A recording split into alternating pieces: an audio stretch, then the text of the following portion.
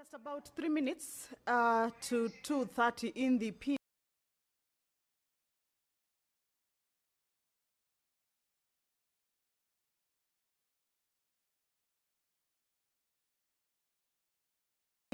That is the time allocated for the plenary sitting of the Senate, the afternoon sitting on this 14th day of the month of May, the year 2026. This is a live broadcast of the Senate proceedings, streaming from the Senate chambers, Parliament buildings, and it is a broadcast that is brought to you by the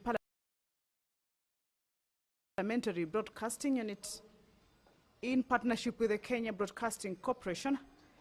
A warm welcome to you, and we are glad that you are joining us for these proceedings that are about to begin. Currently on your screens, that is inside the Senate chambers. Already we can see members of the Senate having already made their way into the House. More members should also be coming into the House. And of course, in a short while, we should also be seeing the Speaker's procession also making its way into the House, of course, for the House to be able to commence the business that is lined up for consideration this afternoon. However, as we wait for all that and as we wait for 2:30, we shall take a look at the business that the members of the Senate, as they convene for this plenary sitting this afternoon, shall be transacting. There is a bill. You understand that this is the budget cycle process, and the budget is just around the corner. That will be coming up in the month of June. So there are a number of bills that are linked to the budget process that are being processed. And this afternoon, the county allocation of revenue bill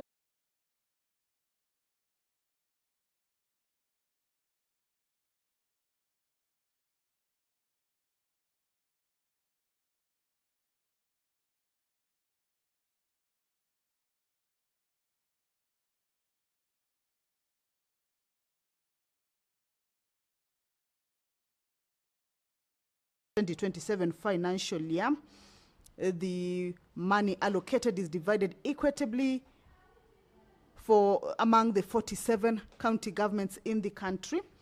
And in this financial year, the next financial year, the county of Nairobi, that is the county of Nairobi City, will be receiving the lion's share at about 23 billion Kenya shillings, followed by Nakuru County at around 15 billion Kenya shillings. We shall take a look at some of the other allocations in the other county governments. But this particular bill seeks to give effect to articles of the Constitution, which requires that Parliament shall pass a law annually on the county allocation. And some of the formula that will be used, or the factors that are being used in the formula that allocates the monies to the county government equitably, includes population, also the poverty levels, the land area or the geographical size, the basic equal share, as well as development needs that each county has. So the counties receive their resources fairly. That is a bill that is coming up for first reading, and then later on it will be moving into the committee stage or public participation before it comes back into the House for consideration. That is debate, and in case there are any amendments that may be moved therein, then can be considered later on at the committee of the whole. Remember, the Senate has proposed a total of 154 billion Kenya shillings to be shared among the devolved units. At the far end of the red carpet aisle, we can already see the Speaker's procession having started its way into the chamber. This signals that the House is about to start its sitting. That is the plenary sitting. That is the Deputy Speaker of the Senate, Honorable Kathuri Murungi. He is making his way into the House to preside over this afternoon sitting. The mess is just right ahead of him that symbolizes the authority of the House, the power. You will now allow me to hand you over to this live broadcast brought to you by PBU in partnership with KBC. Good afternoon.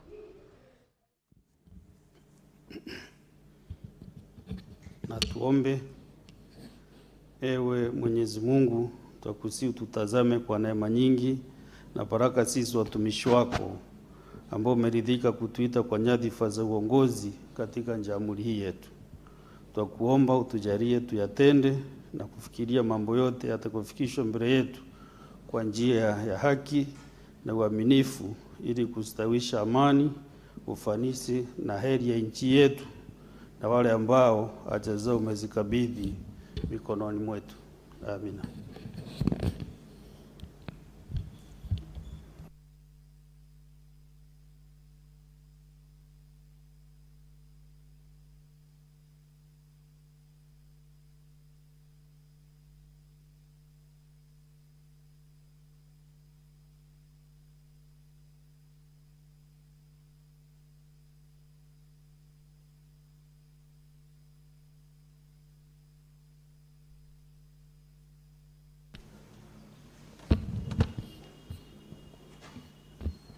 Clerk, do we have quorum?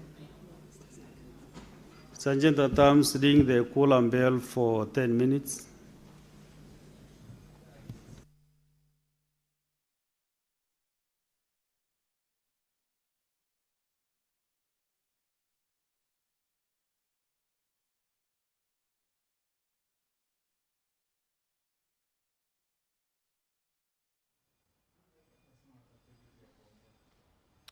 So the prayer has been said and the chair taken. However, there is a quorum hitch. So the Speaker has directed that the quorum bell be rung for 10 minutes as more members make their way into the House to enable the House attain the much-needed quorum. Standing Order number 39 indicates that at least 15 senators should be in the House for the House to be deemed to have quorated. However, if that is not present, then Standing Order number 40 provides that the quorum bell shall be on, of course, to give room to the members of the Senate to be able to join their colleagues. And that is why we are seeing more members making their way into the House. And of course, in a short while, that quorum will be raised and the House shall commence. So as we wait for that, we shall continue to take a look at the business that they will be transacting this afternoon. The Select Committee on Delegated Legislation, chaired by the Honorable Senator for Tharaka Nithi, Honorable Mwenda Gataya, shall this afternoon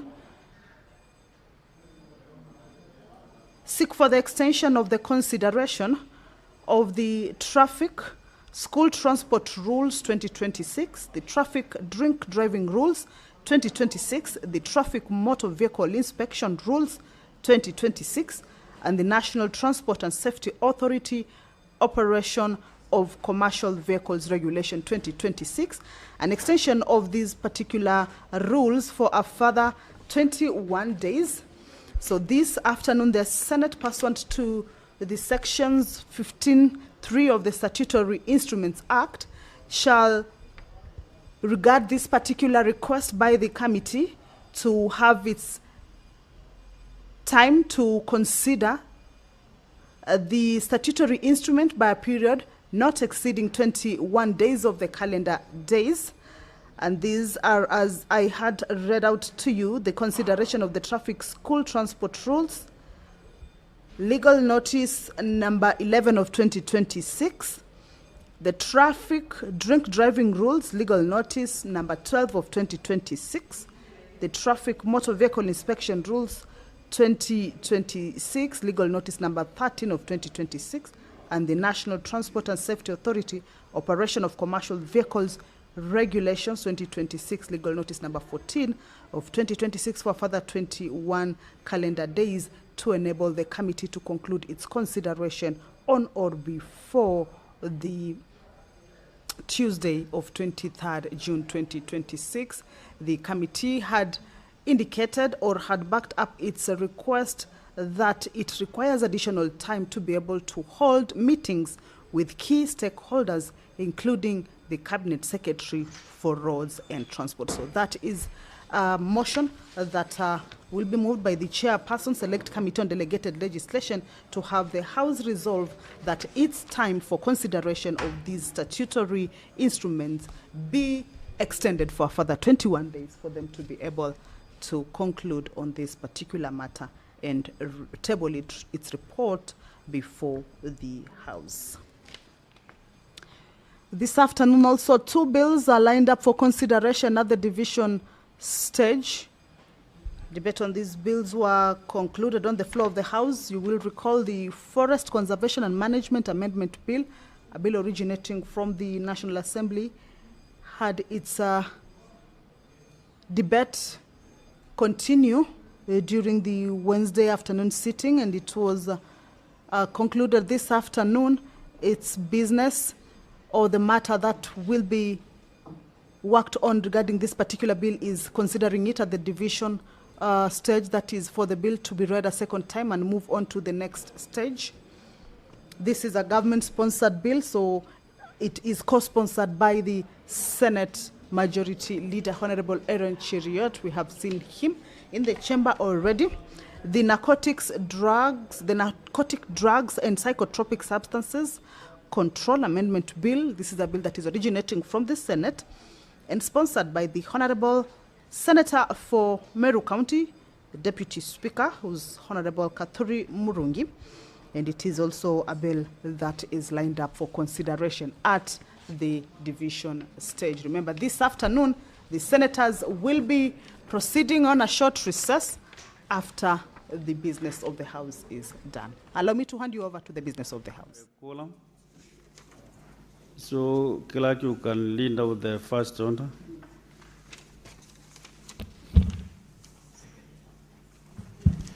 Order number 1, administration of oath. Next order. Order number 2, communication from the chair. Next order. Order number 3, messages. Sorry, let me make this communication first before we proceed. Order, senators. Senator Mugatana.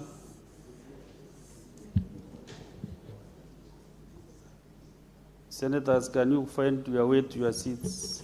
Even the nearest one. No, there is no specific seat for any senator. Yes, please.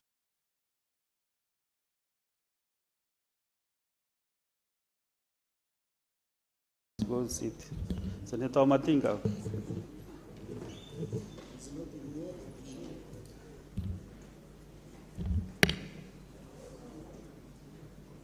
Honorable Senators, I have 2 communications to make at this juncture.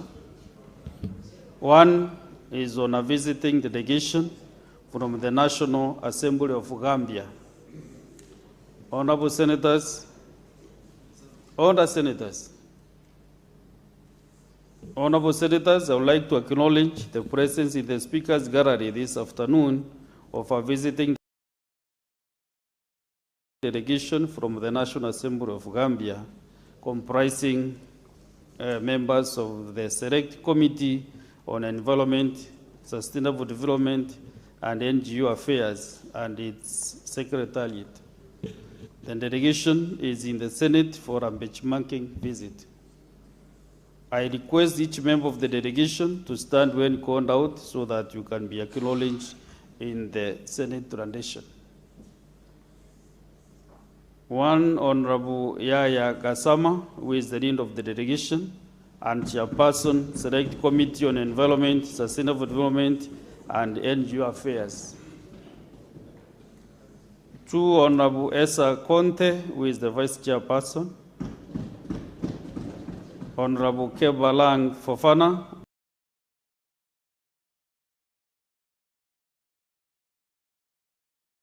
member.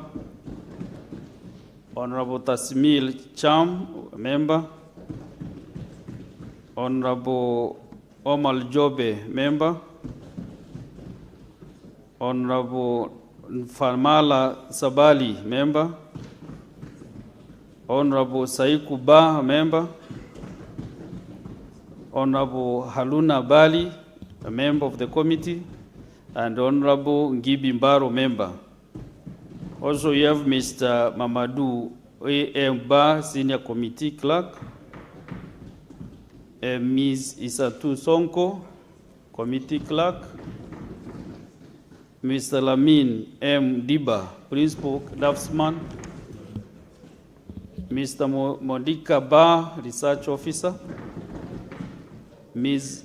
Lamatule Jawo, Assistant Communication Officer, Mr. Bakari Jame, Protocol Officer, Ms. Sarah Jane Hamed, who is the Managing Director of the Climate Vulnerable Forum and the Vulnerable Group of 20 Finance Ministers, Mr. Yusuf Hussein Yusuf, Director, Region Officer for Africa, and last but not the least, Ms. Rachel Mundilo, Deputy Director for Parliaments. On behalf of the Senate and on my own behalf, I extend a warm welcome to the delegation, and I wish you a fruitful visit. Thank you. Honorable Senators, you can proceed to your seats. Request the leader of the majority party in the Senate, or the majority coalition, in not more than in 2 minutes, can also welcome the delegation from Gambia. Thank you, Mr. Speaker. I join you on behalf of my colleagues to welcome the guests, visiting members of Parliament and their staff from the Parliament of the Republic of Gambia. Mr. Speaker, who I believe,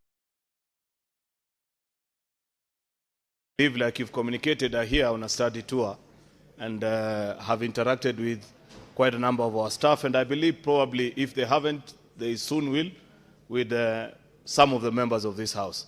Mr. Speaker, I do hope that in their interaction, they will extend an invitation. Because one of the biggest tragedies of us parliamentarians in this House, Mr. Speaker, is that there are so many people who can point out to you streets by name in the posh capitals of the world, but know very little about Africa. Mr. Speaker, I look forward to passing a report here on a visit to a country such as Gambia, because there's a lot that we can learn from each other as African nations, as opposed to some of these established republics and cities that members of Parliament,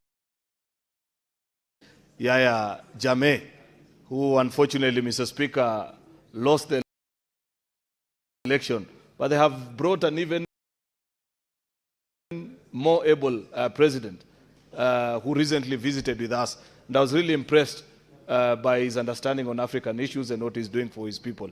We wish them well during their stay, and I hope they will enjoy and get to interact with Nairobi at its best. The only complaint I have about them, Mr. Speaker, is that the last time the Gambia national football team visited here, the forward from Brighton FC, Yakuba Minte, destroyed our defense, Mr. Speaker. And I felt very bad about it, Mr. Speaker. But nonetheless, you are welcome to the Parliament of Kenya. I thank you, Mr. Speaker.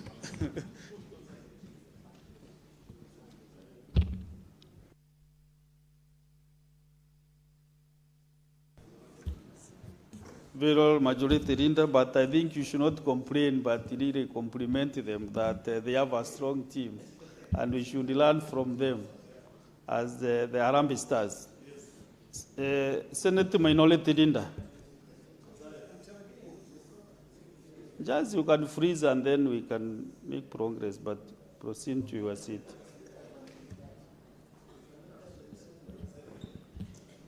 Honorable Senators, I have another communication on visiting delegation of teachers and students from Kericho Day Secondary School in Kericho County. Honorable Senators, I would like to acknowledge the presence in the public gallery this afternoon of a visiting delegation of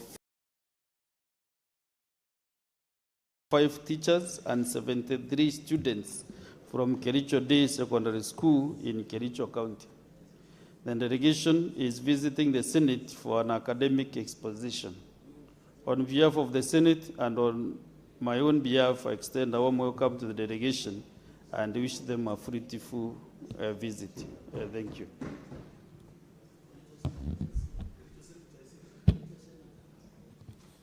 So, Senator Chalage, you're out of order. Do you think the chair does not recognize that the majority leader, the Honorable Senator Aaron Cheruiyot, who doubles as the majority leader in this House? So you should be actually on your feet welcoming Kericho County, because Kericho Day Secondary School, because this is where the majority leader comes from. So majority leader, I welcome you, the team from Kericho.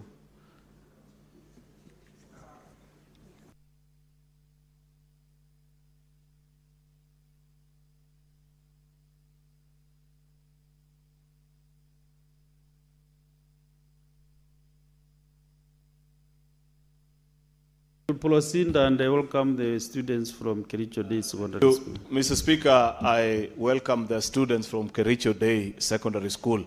This is one of the largest day schools that we have in Kericho County, and it's a school that has been there for quite a while.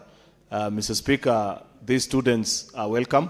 I hope they get to interact with as many members as possible. Certainly, the senator will spare a minute or two to walk to the back of the chamber should the business of the day ease a bit. Mr. Speaker, Mr. Speaker, currently in my office, I have a staffer by the name Lillian, who's an alumni of this school. I hope, Mr. Speaker, because I know she's watching, that she will also find time to welcome these students and inspire them. I wish you well as you travel around the city and as you travel back home. Pass my regards to your parents. I thank you, Mr. Speaker.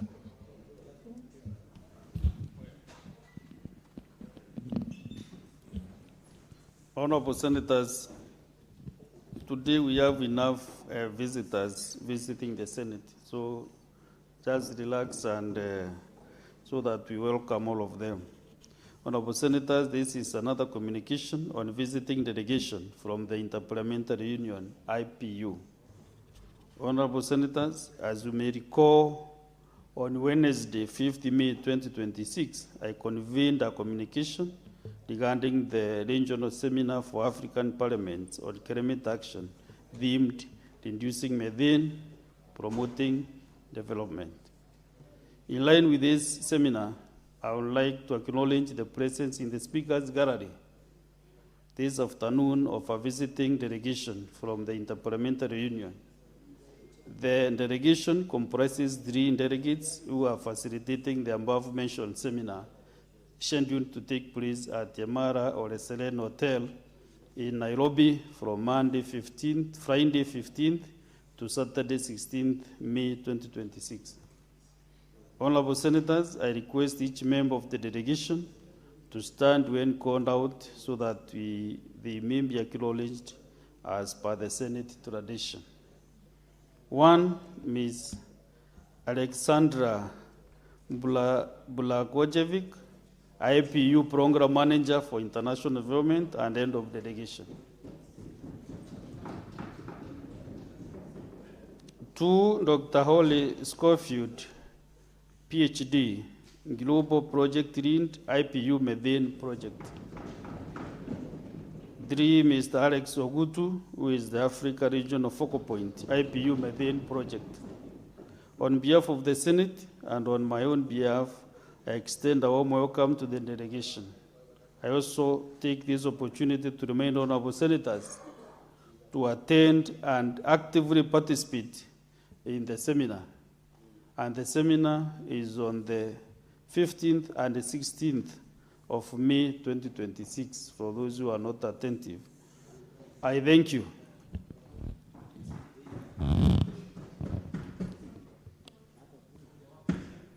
The venue is a Mara or a Serene Hotel in Nairobi. You know it is, Senator Chalagay? So, because I know in this house we have members who have been actively participating in IPU activities, I want to welcome Senator Catherine Muma to welcome the delegation on behalf of the Senate of the Republic of Kenya. Thank you, Honorable Speaker. On behalf of the Senate of Kenya and on behalf of the delegations that have been attending the IPU meetings, I wish to welcome our team from IPU to Kenya and to the Senate in particular. I want to thank the IPU team for the opportunity you provide for members of this Senate to learn a lot from other parliaments. Out of the 183 parliaments, there is a lot that we have learned, and there is a lot of business that we are moving in this house based on what we learn in the IPU meetings. Feel welcome, not just in the Senate, but enjoy Nairobi and take more time to enjoy Kenya. The Nairobi environs are actually good for you to explore. Nairobi is the only city with a national park within Nairobi, so take a moment to actually visit and feel extremely welcome. Thank you very much.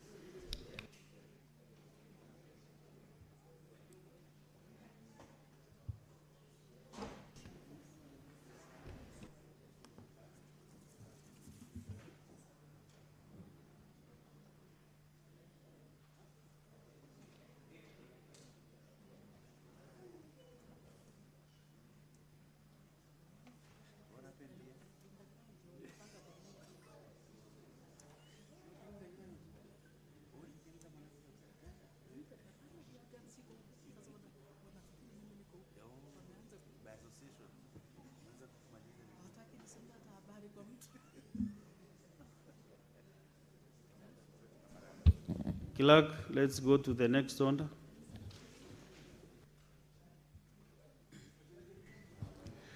Order number 3, messages.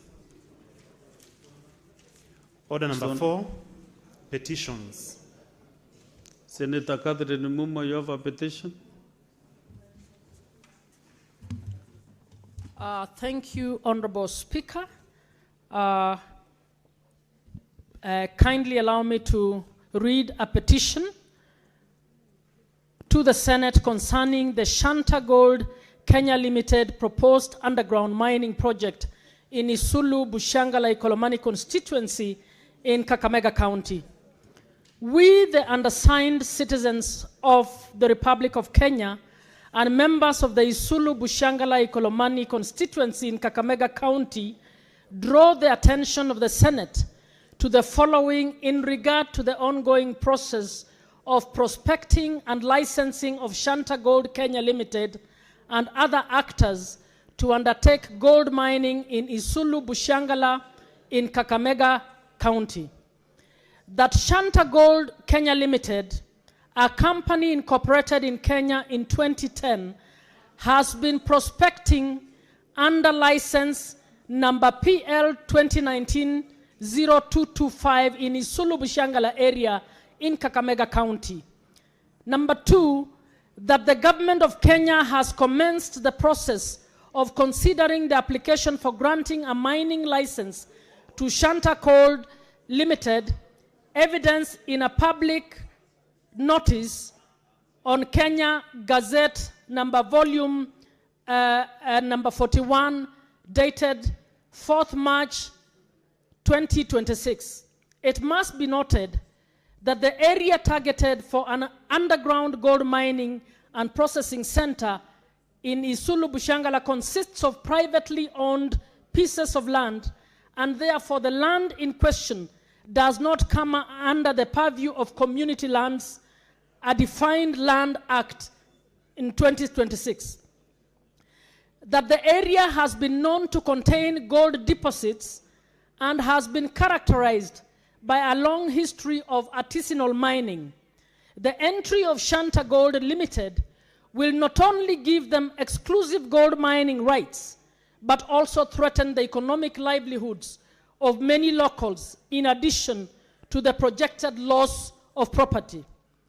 That Shanta Gold Kenya Limited has been undertaking reconnaissance and prospecting activities in the area, and an environmental impact assessment report project number SGL 8045 has been prepared and submitted to the National Environmental Management Authority, NEMA. That the public participation process for validation of the report has been mired in controversy. The full report has not been availed to the public as required by Section 59 of the Environment Management and Coordination Act, CAP 387, and Regulation 17 of the Environment Impact Assessment and Audit Regulations of 2003, particularly the socio-economic and cultural risk management and the resettlement action for the affected communities. Number 6, that NEMA advertised for public participation meetings on 12th November 2025 and 4th December 2025. Honorable Speaker, I'm being disrupted by all the noise in the House.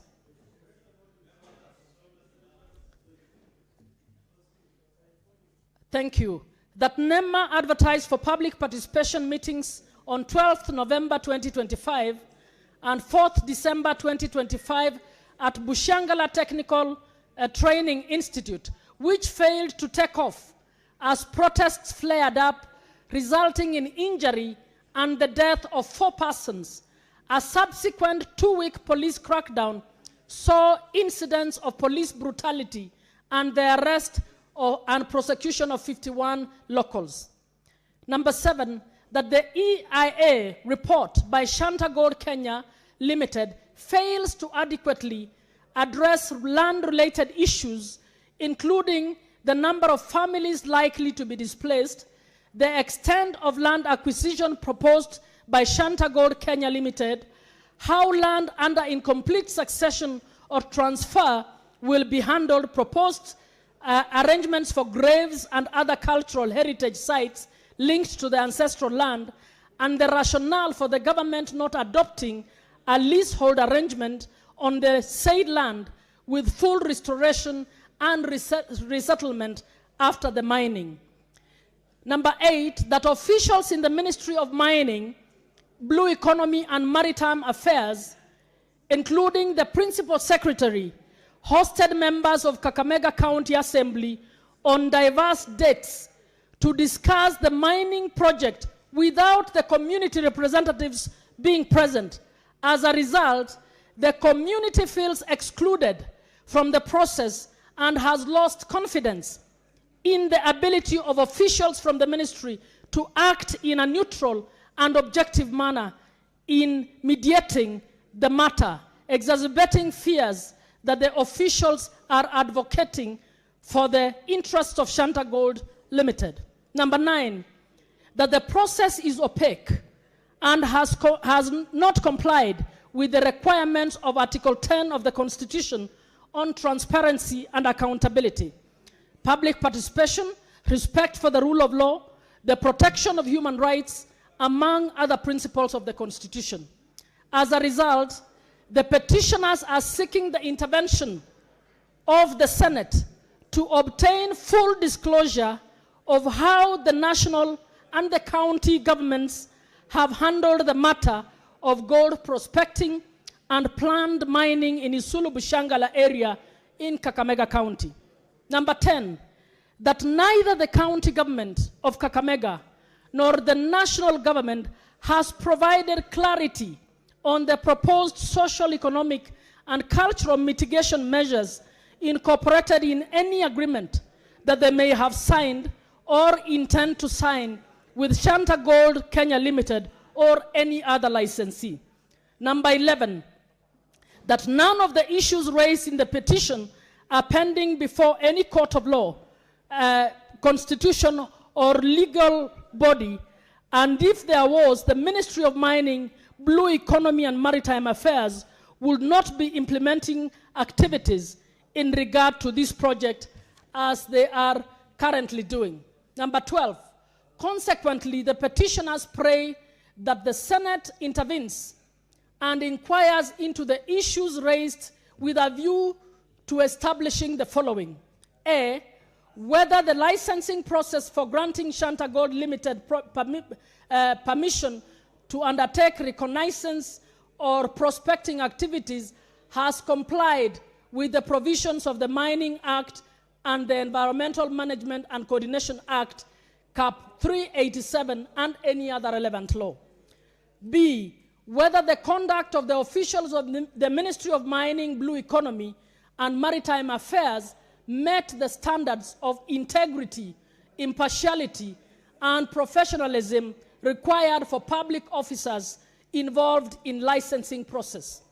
Number 3, whether NEMA has fulfilled its legal obligations in handling the application by Shanta Gold Kenya Limited, including full disclosure of the EIA report to the affected communities, particularly the Resettlement Act plan. D, whether in the proposed settlement plan, issues pertaining to displacement, compensation, and resettlement of affected persons, protecting and conservation of cultural and religious sites, and restoration to the ancestral land have been factored. Number E, whether the conduct of the law enforcement officers during the aborted NEMA public participation meetings was appropriate in the circumstances, and measures taken to ensure accountability and compensatory avenues, if any, available to the affected families. And F, assess the impact of the activities and operations of Shanta Gold Kenya on the local communities in Kenya. The Senate to make recommendations that it deems fit in regard to the petition. I've read the petition on behalf of Mr. Daniel Kubasu, Mr. Simon B. Luceno, Mr. Andrew Maleche Achesa. Petition presented by Senator Catherine Muma, nominated senator. I thank you, Mr. Speaker.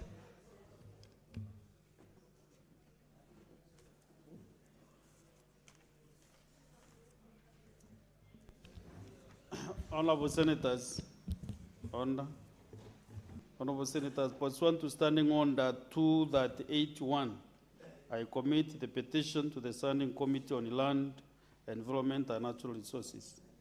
And in terms of Standing Order 282A, the committee is required in not more than 60 calendar days from the time of reading the prayer to table its report in the Senate for consideration. The Senate shall therefore consider and adopt the report of the committee. Thank you. Chair, Land and Environment, you are appropriately guided.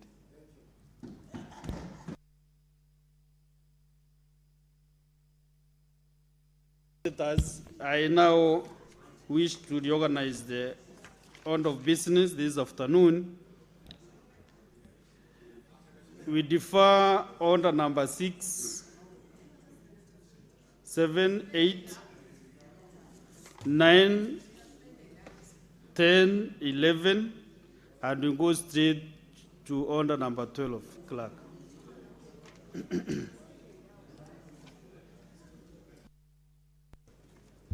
Order number 12, the Forest Conservation and Management Amendment Bill, National Assembly Bills number 38 of 2025, resumption of debate interrupted on Wednesday, 13th May 2026, afternoon sitting, division.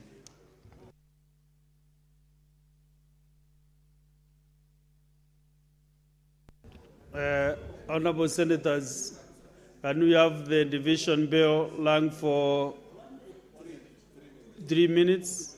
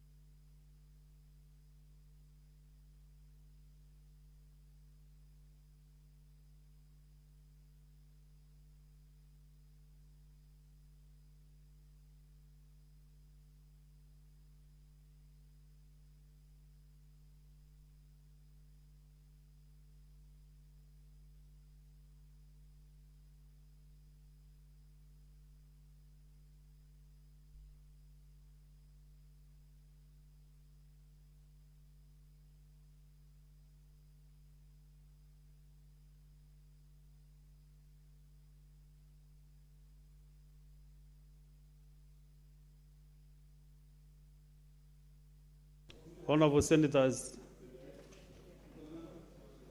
I think the 3 minutes are over.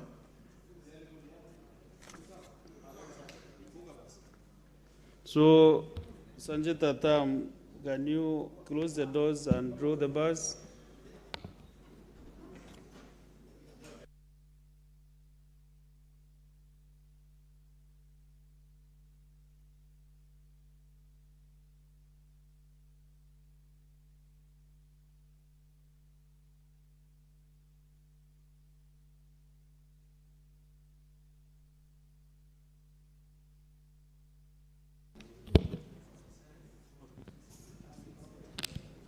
Honourable Senators, Honourable Senators, I put the question that the Forest Conservation and Management Amendment Bill, National Assembly Bills number 38 of 2025, be now read a second time. So we are going to the division and we are voting electronically. And Senator George Bugwa and Senator Beatrice Ogola. Sorry? Oh, okay. Okay. Good. So, Senator Bugwa, know that you have been enabled to vote electronically on behalf of the delegation, Nyandarua delegation. So for those who are not familiar with the new system, honorable senators, for those who are not familiar with the new system, you either vote yes, no, or abstain. Those are the 3 votes that you can make this afternoon on this bill. So if we are ready, then we can go straight to voting.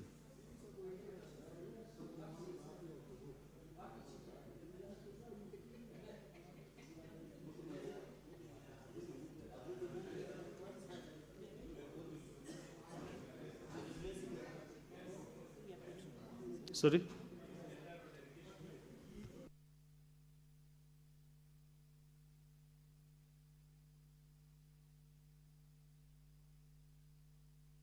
Now you can proceed and start voting.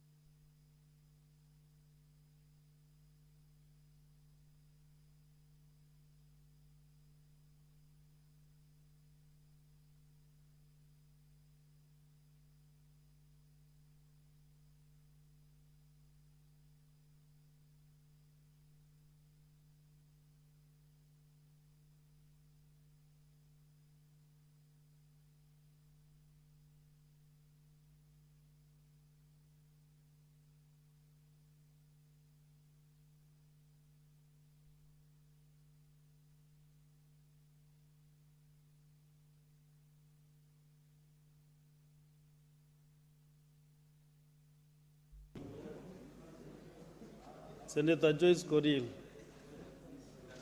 you can approach the table and vote on behalf of Bometi delegation.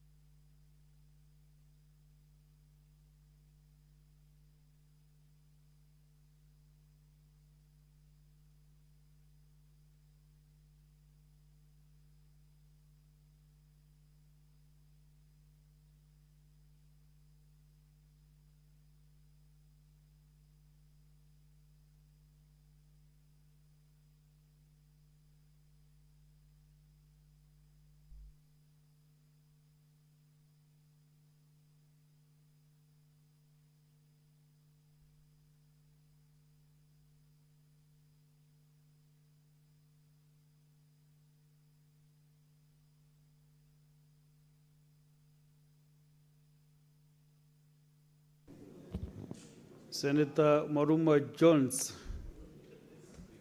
approach the table as well.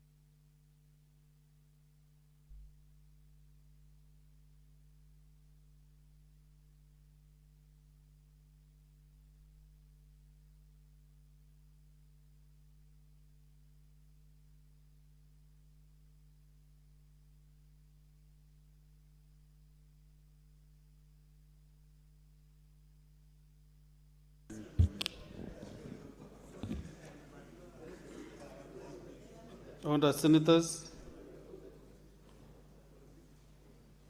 Senator Mwenda Gataya.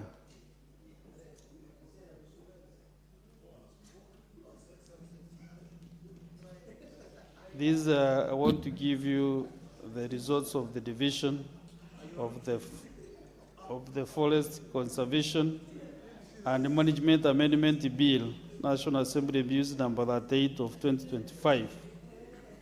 Ayes that 1, nays 0, abstention 0. The ayes have it. A bill for an act of parliament to amend the Forest Conservation and Management Act and for connected purposes. So, Honorable Senators, I again rearrange the order of business. We defound number 13, and then we proceed to order number 14, Clerk. Just wait. The business will flow as the chair is guiding. And don't need any guidance.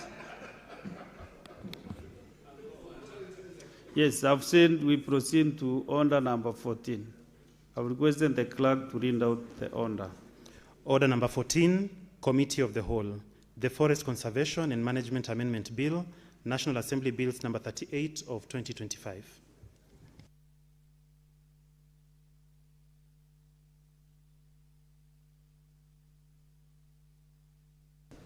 You know, on several occasions, I've advised senators what you do when the chair stands up on a committee of the whole.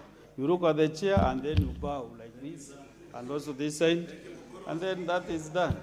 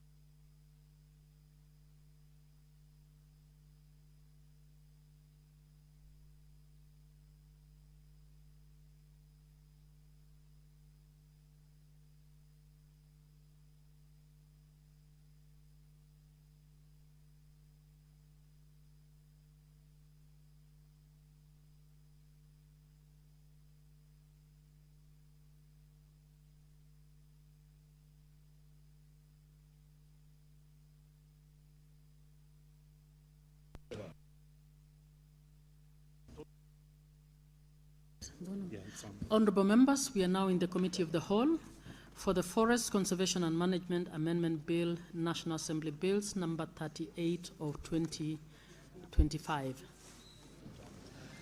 Clauses 3, 4, 5, 6, 7, 8, and 9. Honourable Senators, please settle down. Clauses 3, 4, no, I propose the question that clauses 3, 4, 5, 6, 7, 8, and 9 be part of the bill. I put the question that clauses 3, 4, 5, 6, 7, 8, and 9 be part of the bill. Division at the end. Clause 10. I propose the question that clause 10 be part of the bill. Chairperson?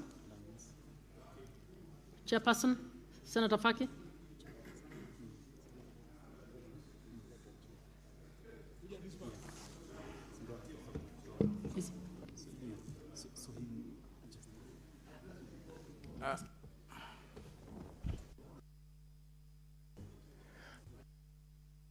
With my committee, I do not choose to proceed with the amendments.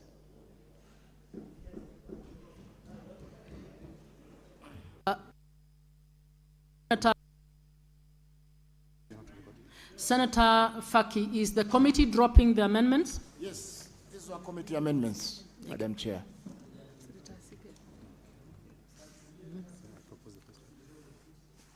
This one now. I propose the question that clause 10 be amended as proposed. I put the question that clause 10 be amended as proposed. Clauses 11, 12, 13, and 14. I propose the question that clauses 11, 12, 13, and 14 be part of the bill. I put the question that clauses 11, 12, 13, and 14 be part of the bill. Division at the end.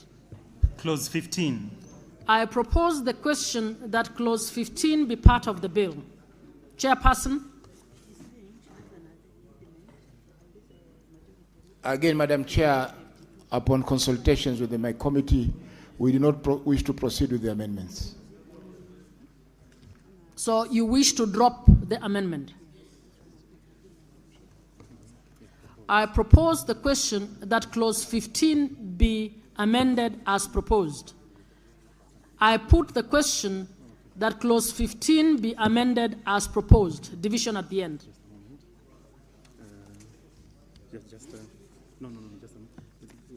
Tell senators that we'll go back to clause 10 so that I propose the question that amendment clause 10 be withdrawn. That should be the case. Okay, but you haven't. Honourable Senators, apologies. We are going back to clause 10. And I propose the question that clause 10, please. I propose the question that amendment clause 10 be withdrawn. I propose the question that the amendment to clause 10 be withdrawn as proposed by the chairperson. I put the question that the amendment to clause 10 be withdrawn as proposed by the chairperson. Division at the end. Clauses 11, 12, 13, and 14. I propose the question that clauses 11, 12, 13, and 14 be part of the bill. I put the question that clauses 11, 12, 13, and 14 be part of the bill. Division at the end. Clause 15. I propose the question that clause 15 be part of the bill. Chairperson? B dropped.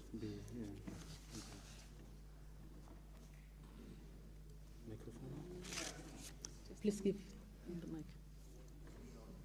Chair, upon consultation with the committee, we do not wish to proceed with the amendments. I propose the question that the amendments to clause 15 be dropped as proposed by the chairperson. I put the question that the amendments to clause 15 be dropped as proposed by the chairperson. Division at the end. Clause 16, 17, 18, 19, and 20. I propose the question that clauses 16, 17, 18, and 19 and 20 be part of the bill. I put the question that clauses 16, 17, 18, 19, and 20 be part of the bill. Division at the end. Clause 21.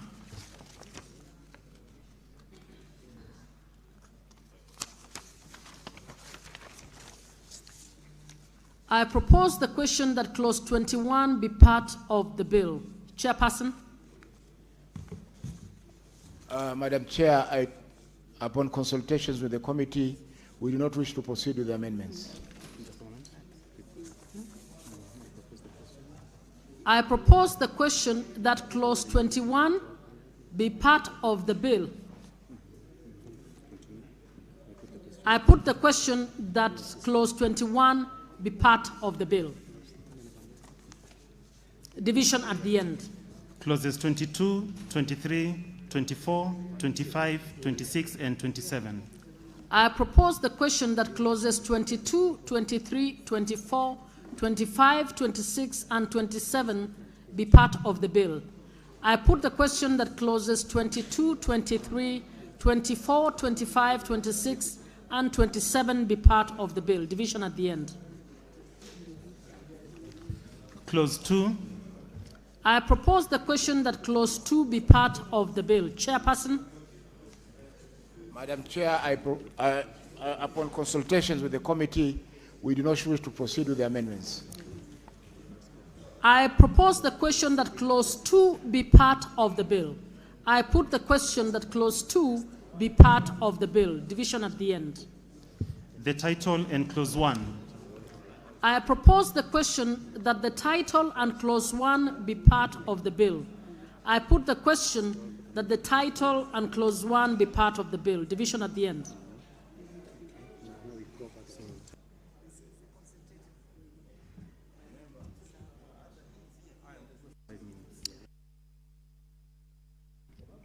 Honorable members, we've finished canvassing the clauses. We will now request that the division bell be rung for 5 minutes so that we can go.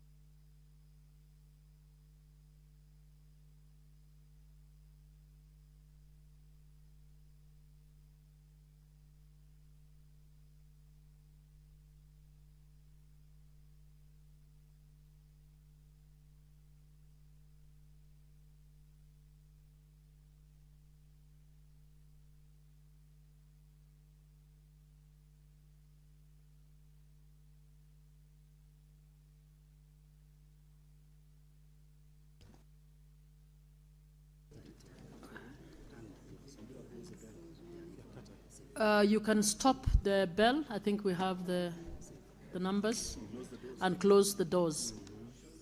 Then shut the doors. Close the door and draw the bar. Please close the door and draw the bar.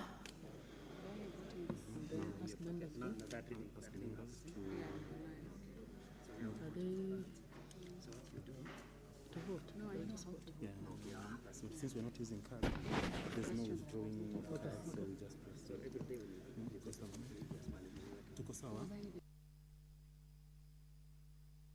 we can put the question. Starting from here. Yeah, no, here, number 2 only, since there's no amendments.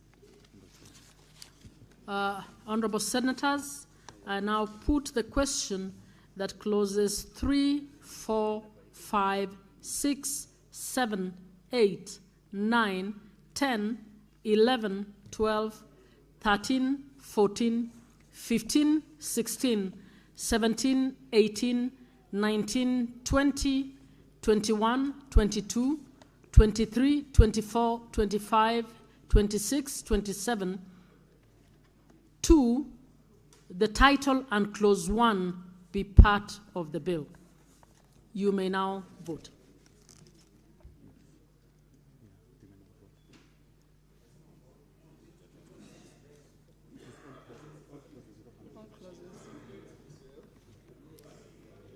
Honorable members, you're now voting. Please vote.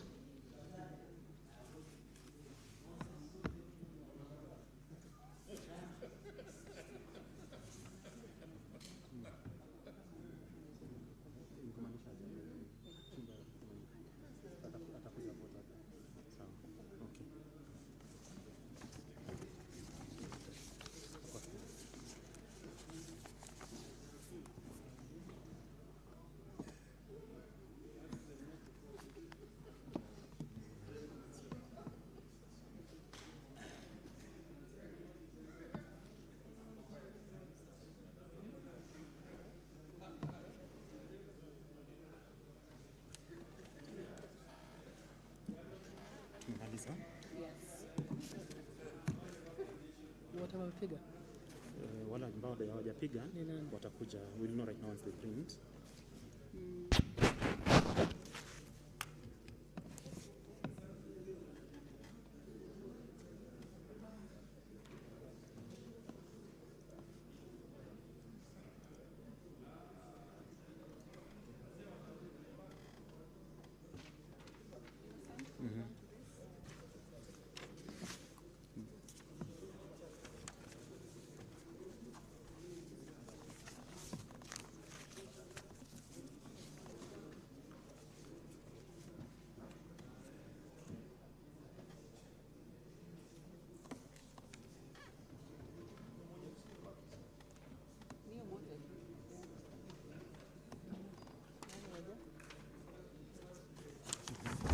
Who has not voted?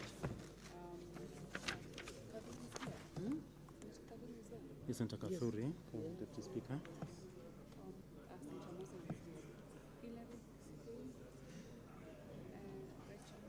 Who is here? Senator Kathuri. Senator Kathuri Murungi.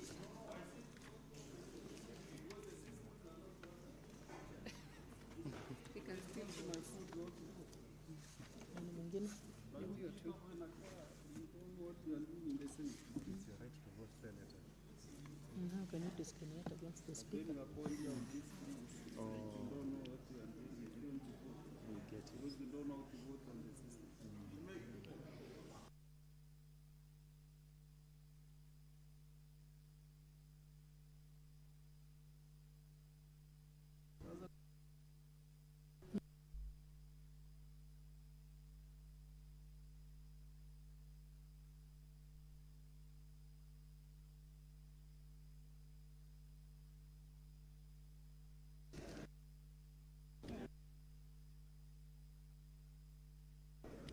Senator Korir, please.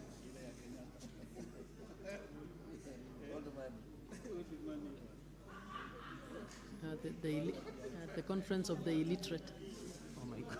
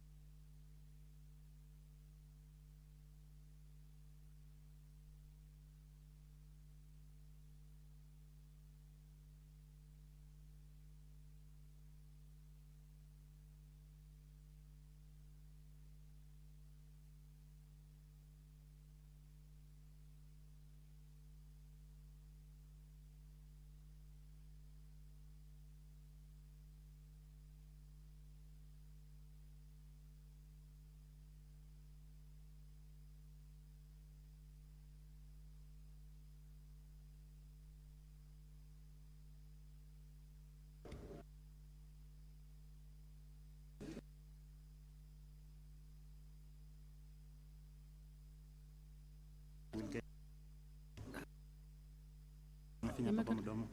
Okay. Honorable Senators, we have the results for this division. The ayes, 31, the nays, 0, abstentions, 0. The ayes have it. Call on the mover. Chairperson, is it? No, it's the majority leader. Majority leader. Yeah, it's without amendments. Yeah. Honorable Chairperson, I beg to move that the committee consideration of the Forest Conservation and Management Amendment Bill, National Assembly Bill number 38 of 2025, and its approval thereof without amendments.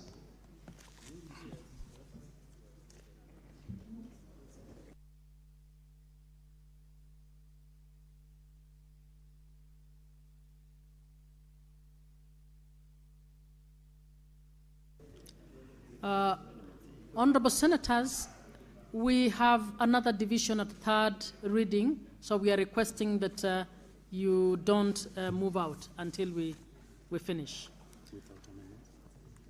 Honorable Senators, I wish to put the question. I put the question that the committee do report to the Senate its consideration of the Forest Conservation and Management Amendment Bill, National Assembly Bill number 38 of 2025, and its approval thereof. Will as many, without amendments. Will as many as are of that opinion say aye? Aye. Will as many as are of a contrary opinion say nay? The ayes have it.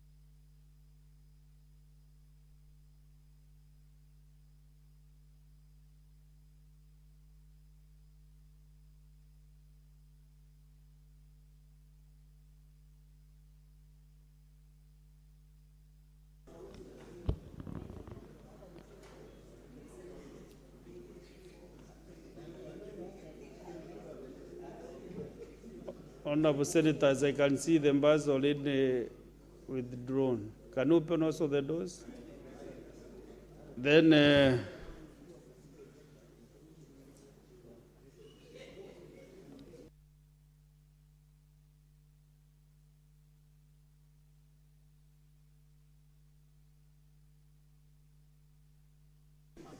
Honorable Senators, kindly don't leave because we have another division. So, Chairperson to report. Honorable Speaker, I beg to report that the Committee of the Whole has considered the Forest Conservation and Management Amendment Bill, National Assembly Bill number 38 of 2025, and its approval thereof without amendments. Mover. Speaker, I beg to move that the House do agree with the committee in the said report. I request Senator Ledama to second. Senator Ledama Lekina. Mr. Speaker, I second. Senator Kenywa, what is it you are doing on the chairs and this? Okay.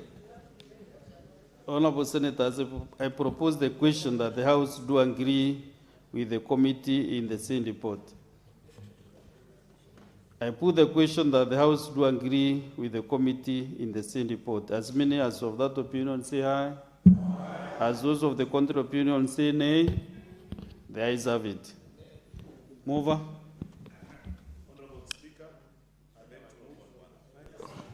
Honorable Speaker, I beg to move that the Forest Conservation and Management Amendment Bill, National Assembly Bill number 38 of 2025, be now read a third time. I request Senator Ledamo Lekina to second. Mr. Speaker, I do second. Senator Lekina has never seconded any bill without taking almost 20 minutes to second or to. Okay. I propose the question that the Forest Conservation and Management Amendment Bill, National Assembly Bill number 38 of 2025, be now read at that time. And honorable senators, you know, I've been around for quite some time. The reason why the Speaker poses when the bill is read at that time is to give an opportunity to any member who wishes to contribute or to say something at that point, right? So I must really school some of the senators who don't know why the chairman is supposed. Okay. I put the question that the forest conservation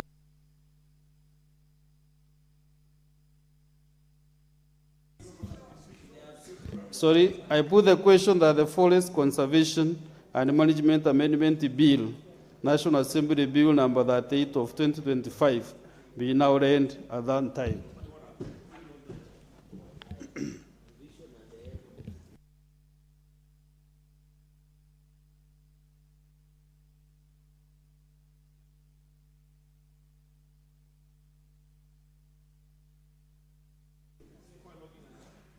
Okay. So, members, we are going to the division again, and I request the division bill to be long for 1 minute, 2 minutes. If we have quorum, then we can proceed.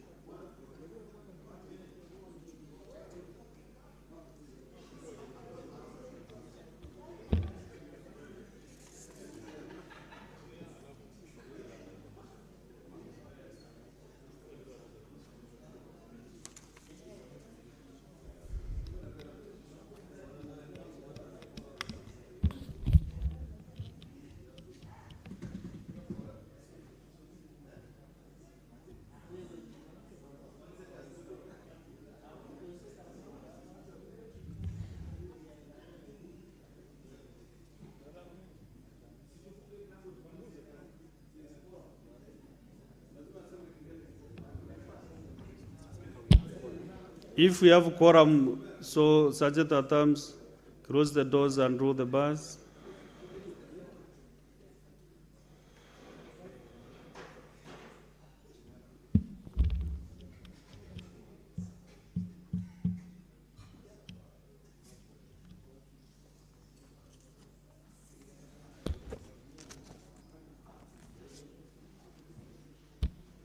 And you remember I did put the question so we can directly go to voting.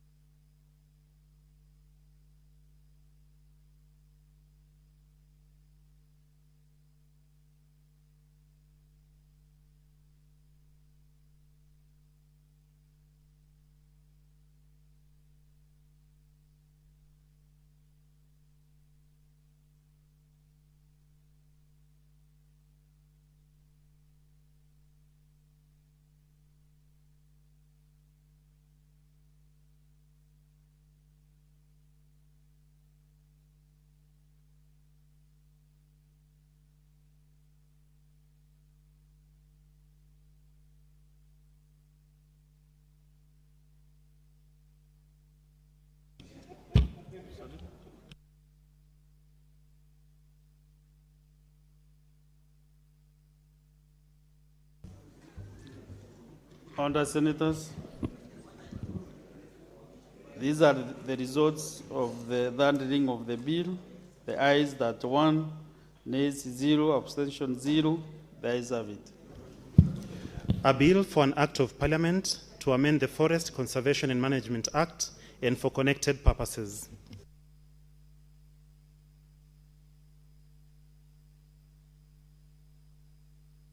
Senator Adams, can you kindly the doors to be open and bars to be withdrawn?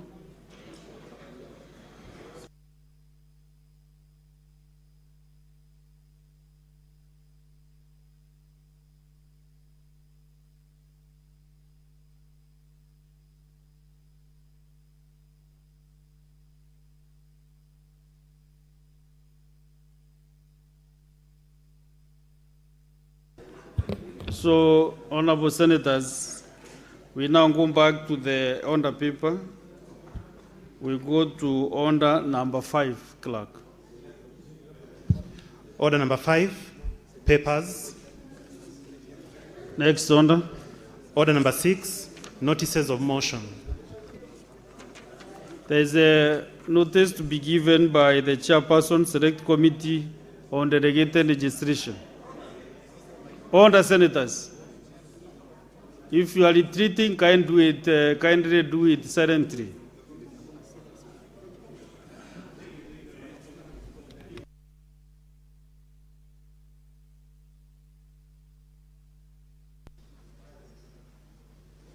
Thank you, Honorable Speaker. Mr. Speaker, I beg to give a notice of the following motion. That aware that the traffic school transport rules 26, legal notice number 20. Legal notice number 11 2026, the traffic and drinking rules 26, legal notice number 12 of 2026, the traffic and motor vehicle inspection rules 26, legal notice number 13 of 2026, and the National Transport and Safety Authority operation of commercial vehicles regulation 2026, legal notice number 14 of 2026, were tabled in the Senate on 26 February 2026 and referred to the Select Committee on Delegated Legislation for consideration pursuant to Section 12(1) of the Statutory Instrument Act. Cognizant that pursuant to Section 15(1) and 2 of the Statutory Instruments Act, the committee is required to consider the regulations and make its determination within 28 sitting days after the date of referral of the instrument by the Senate, which period lapses on Tuesday, 2nd of June 2026. Aware that Section 15(3) of the Statutory Instruments Act provides that by a resolution, Parliament may extend the time for consideration of a statutory instrument by a period of not exceeding 21 days, current days, noting that the committee requires additional time to hold meetings with the key stakeholders, including the Cabinet Secretary, Forest and Transport. Now, therefore, the Senate, pursuant to Section 15(3) of the Statutory Instruments, resolves to extend the timeline for the consideration of the Traffic School Transport Rules 2026, notice number 11 of 2026, the Traffic and Drinking Driving Rules 2026, notice number 12 of 2026, the Traffic and Motor Vehicle Inspection Rules number 2020, notice number 13 of 2026, the National Transport and Safety Authority operation of commercial vehicles, regulation 2026, notice number 14 of 2026, for a further 21 calendar days to enable the committee to conclude its consideration on or before Tuesday, 23rd June 2026. Honorable Speaker, I give a notice of motion. Thank you.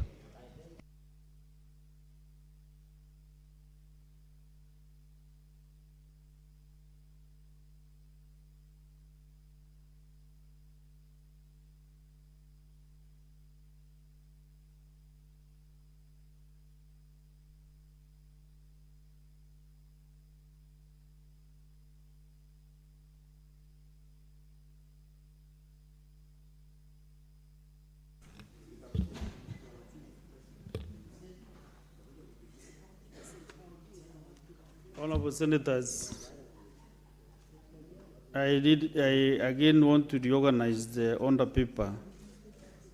Yeah, we are doing them, but after we defer number 7 for a few moments, and then we go to order number 7, 8, we go to order number 9. Order number 9, motion, extension of time on the consideration of the Traffic School Transport Rules 2026, the Traffic Drink Driving Rules 2026, the Traffic Motor Vehicle Inspection Rules 2026, and the National Transport and Safety Authority Operation of Commercial Vehicles Regulations 2026.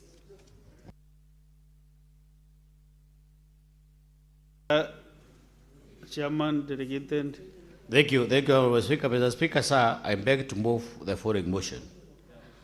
That aware that the Traffic School Transport Rules 2026, Legal Notice number 11 of 2026, the Traffic and Drinking Rules 2026, Legal Notice number 12 of 2026, the Traffic and Motor Vehicle Inspection Rules 2026, Legal Notice number 13 of 2026, and the National Transport and Safety Authority Operation of Commercial Vehicles Regulation 2026, Legal Notice number 14 of 2026 was tabled in the Senate on 26 February 2026 and referred to the Select Committee on the Regular Legislation for consideration pursuant to Section 12(1) of the Statutory Instruments Act. Considered that pursuant to Section 15(1) and 2 of the Statutory Instruments Act, the committee is required to consider the regulation and make its determination within 21 sitting days, 28 sitting days, and after the date of referral of the instrument by the Senate, which period elapses on Tuesday, 2nd of June 2026.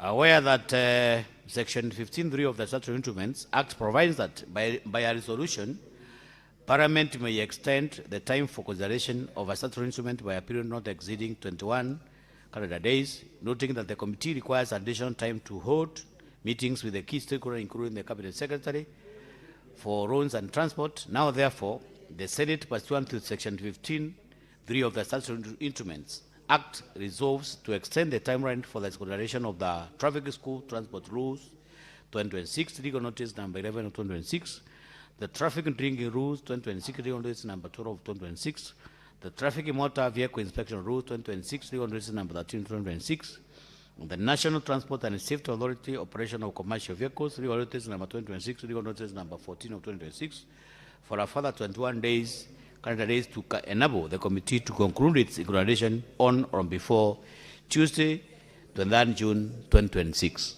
I request Honorable Dr. Senator Mungatana to second.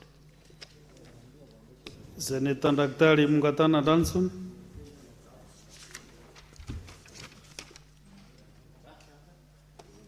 Mr. Speaker, I want to thank the Honorable Chair, Senator Gataya Mofire, for moving this motion for extension of time. Mr. Speaker, I want to be protected from Chararge here. Mr. Speaker, the reason that we are seeking an extension, Mr. Speaker, I want to be protected from Kenya. Senator Kenya, Senator Chalagay. Mr. Speaker, the reason that we seek this House to give us an extension of time at the Delegated Legislation Committee is because, Mr. Speaker, there are 4 important traffic regulations and rules that are being introduced. And these rules, Mr. Speaker, will affect our daily lives. Mr. Speaker, these rules, if we don't consider them at the Senate level, if we don't consider them properly, they will pass without us having looked at them properly. Mr. Speaker, the Traffic School Transport Rules 2026 that have been proposed will make more cost added to parents because it is proposed that more people be employed in every school transport. It is proposed in those regulations, Mr. Speaker, that the buses are going to be fitted with more electronic gadgets, which will mean more money spent on school transport. And Mr. Speaker, we need to hear parents, national parents associations, so that they tell us what they think about these proposed amendments. Mr. Speaker, the Traffic Motor Vehicle inspection rules 2026, they require, Mr. Speaker, that every car in Kenya that has more than 4 years will have to undergo an inspection every 2 years, Mr. Speaker. Now, Mr. Speaker, we know, for example, the rule is that we do not import cars into Kenya which are older than 8 years. But, Mr. Speaker, now, these regulations that are being brought, they are saying every car that is 4 years will have to undergo inspection. As it is now, Mr. Speaker, the only vehicles that are undergoing inspection are the vehicles that are matatus or commercial vehicles, government vehicles, and these vehicles that carry school children. Now, every person who has a vehicle must undergo government inspection. Mr. Speaker, we want to hear what the people of Kenya have to say, and we want people to come and make their presentations before the committee of delegated legislation. Mr. Speaker, if we don't get this extension, what it means is that these regulations will come into operations by operation of law without the people of Kenya having been heard. So, Mr. Speaker, I'm just putting the context before the House that they approve for us the extension of time so that Kenyans who have not come before the committee can come and be heard. And, Mr. Speaker, while I am still on this floor, we want to urge the Inspector General of Police. We have heard that they are trying to start enforcing these regulations even before they have gone through the processes within the Senate. Mr. Speaker, I urge them not to try and enforce inspection of vehicles which are over 4 years, because those regulations are not yet passed. And I know the people of Kenya will have a lot to say about them. So, Mr. Speaker, I am urging the House to grant this motion for extension of time so that we can be able to hear all the stakeholders. So far, we have heard a few of them, but the time is not with us, and we are going into recess, and we need to do preparation and tabling this report in good time. So, Mr. Speaker, I urge the House to approve this motion, that we extend the time for consideration of and hearing of stakeholders before these rules are adopted or rejected by the committee. Mr. Speaker, with all so many remarks, I beg to second. I thank you, Mr. Speaker. All the senators, all the majority leader, honorable senators, I propose the question that aware that the Traffic School Transport Rules 2026, legal notice number 11 of 2026, the Traffic and Drink Driving Rules 2026, legal notice number 12 of 2026, the Traffic Motor Vehicle Inspection Rules 2026, legal notice number 13 of 2026, and the National Transport and Safety Authority Operation of Commercial Vehicles Regulations 2026, legal notice number 14 of 2026 were tabled in the Senate on 26 February 2026 and referred to the Select Committee on Delegated Legislation for consideration pursuant to Section 112(1) of the Statutory Instruments Act. Cognizant that pursuant to Section 15(1) and 2 of the Statutory Instruments Act, the committee is required to consider the regulations and make its determination within 28 sitting days after the date of the referral of the instruments by the Senate, which period will lapse on Tuesday, 2nd June 2026. Aware that Section 15(3) of the Statutory Instruments Act provides that by a resolution, Parliament may extend the time for consideration of a statutory instrument by a period not exceeding 21 calendar days.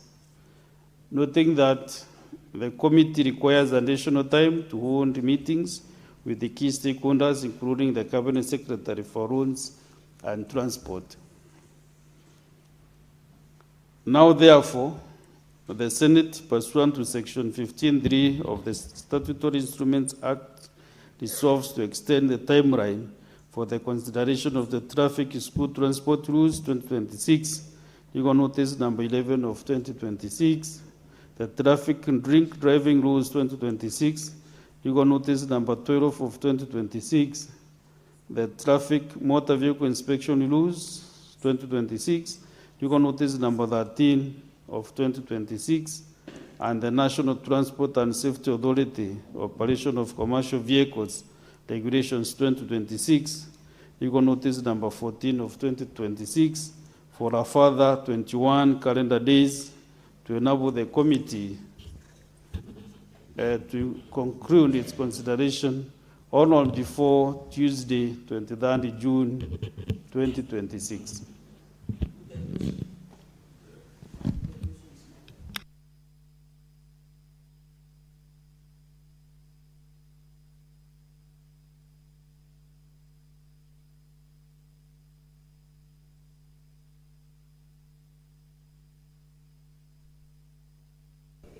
Now, there are members interested to contribute to this motion. Senator Kajwang.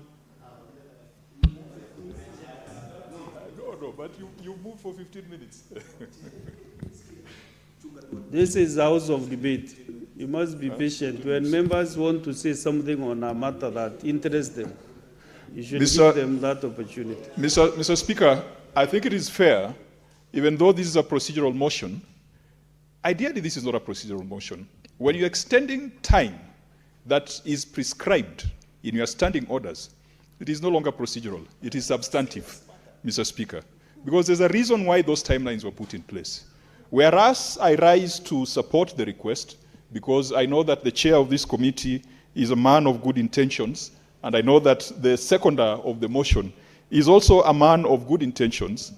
The only reason why I've risen, Mr. Speaker, is that there is a problem when it comes to delineation of the role of the national government and county government when it comes to traffic control and management.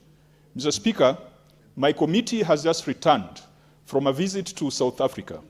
And while in South Africa, we sat with the Public Accounts Committee looking at the books of one of the metropolitan cities. Mr. Speaker, it emerged that in that metropolitan city, the leadership decided to turn off the instant fines. And as a result, the municipality lost 2 billion rands. You can imagine how much money that is. That is almost 18 billion Kenya shillings, lost through instant fines that have been turned off. Mr. Speaker, I rise to point this House, or raise the attention of this House, that the 4th schedule of the Constitution gives to county governments the responsibility of county transport, including traffic and parking, street lighting, public road transport, etc. Mr. Speaker, when NTSA comes up with an instant fine system, is that a national function or a county function?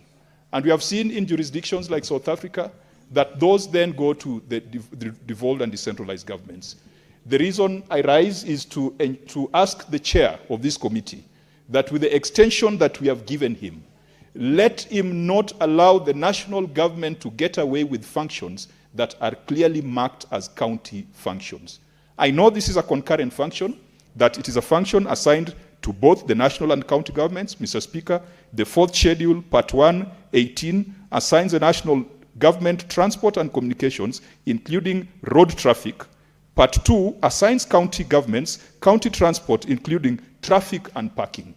Let us not encourage a situation where the national government monopolizes issues to do with traffic, issues to do with transport, issues to do with parking. And I hope that the chair of this committee will scrutinize these regulations and ensure that the national government is not taking away.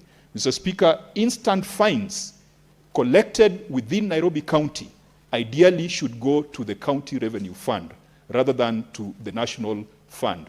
That is a situation in other countries with similar devolved structures. And Mr. Speaker, if the governor of Nairobi could just implement an instant fine system in this county, Nairobi County would be able to pay all its obligations, Nairobi County will not even have to rely on national disbursements for it to continue operating. So I hope that we are not just ticking boxes. I hope that we are going to annul any regulation that attempts to take away the power of county governments, and I hope that the Council of Governors will come out strongly to ensure that we defend their territory as provided for in Part 2 of the 4th schedule. Mr. Speaker, I support the extension with that guidance to the committee. Thank you. Very well, Senator Kisan. Thank you, Honorable Speaker. Honorable Speaker, I also rise to support the motion to extend the time for these particular regulations. And you cannot, Honorable Speaker, from what the chair and the second, who seconded the motion, Honorable Speaker, that NTSA wants to come up with some raft of measures, especially the one of doing inspection for all vehicles that are over 4 years. If you go to the streets, Honorable Speaker, majority, I'm sure 90 or over 95% of the vehicles that you'll see in the streets are over 4 years. So I don't know if NTSA does even have the capacity to undertake inspection of all these vehicles. Or unless, of course, they want to use this particular avenue to raise money for themselves. And maybe if in the process they can employ our youth, then we don't have a problem with that. But we want the committee, Honorable Speaker, to undertake thorough public participation on these particular regulations, Honorable Speaker, so that people don't go to court. Because you remember the other day when NTSA and the traffic police wanted to implement instant fines on the roads. People went to court to stop it because there was no proper public participation, there was no proper engagement with the public, Honorable Speaker. So we allow the committee to have the 21 days they have requested, but they need to do a thorough job so that Kenyans don't go to court, because as Kenyans we are used to do a lot of litigation. It's like our second job is to go to court. Thank you, Honorable Speaker. Okay, Honorable Senators, there is no other senator wishing to contribute. Before I give them over to reply, let me make this communication.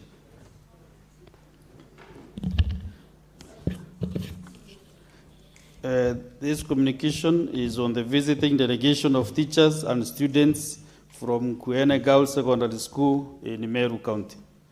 Honorable Senators, I would like to acknowledge the presence in the public gallery this afternoon of a visiting delegation of 4 teachers and 58 students from Kuene Girls Secondary School in Meru County. The delegation is visiting the Senate for an academic exposition. On behalf of the Senate and on my own behalf, I extend a warm welcome to the delegation and wish them a fruitful visit. Thank you. Honorable Senators, Nkwene Girls is a school that I served as the ADMP for 10 years. It's a school that is really doing so well in academic work. And since my neighbor, the Tharaka-Nithi senator, is around, I am giving him the opportunity to welcome the visitors from Queen Girls, a school in my county. Thank you. Which I hold dearly. Thank you, Honorable Speaker. Honorable Speaker, let me join you in welcoming Nkwene. Nkwene Girls Secondary School is one of the best performing schools currently in the entire Meru and Tharaka-Nithi region. We are proud of you as a region, as a country. I think this time around we will have some opportunity to interact with the big names in this country, the likes of so many senators you have been hearing on TV and maybe in the media. This is the house of reason we are here. We are the upper house, and I'm happy that you have found time to come and join the senators. You can see your senator is sitting on the helm of today's speaker. He's the deputy speaker of this the Senate. And I'm happy because I can see some future leaders among the students. I can see senators, I can see governors, I can see all sorts of leadership in this conversation. So in this respect, we welcome you. And I hope once you are done with our today's engagement, we shall have an engagement once you are out of this house. You're most welcome. And say hey to the parents once you go home, There is no difference between Tharaka Nithi and Meru County. Actually, we are just one people, only that administratively we come from different jurisdictions. I come from Tharaka Nithi County, where your senator is my very good friend, and Tharaka Nithi and Meru is just one or the same. Thank you very much and most welcome. Viewpoints and teachers from Kwene. I know of quite a number of students from my home county in Kwene, especially from Tharaka constituency where I come from. Thank you. Now, Chair and the registration, you can proceed and reply. Thank you very much, Honorable Speaker. I want to thank all the members who have made some very positive contribution towards this extension of time. The reason as to why, Honorable Speaker, we are seeking for extension is purely to make sure that we have thoroughly scrutinized these regulations. We want to invite all the stakeholders. We want to invite, because these are very sensitive regulations. We have 4.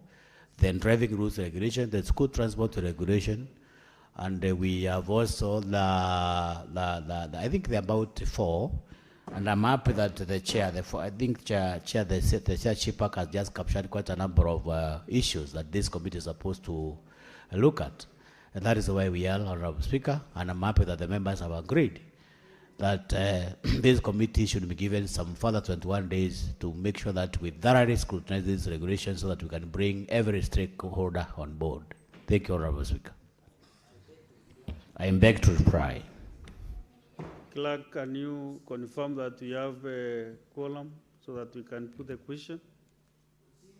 And this is a voice, yeah, we do.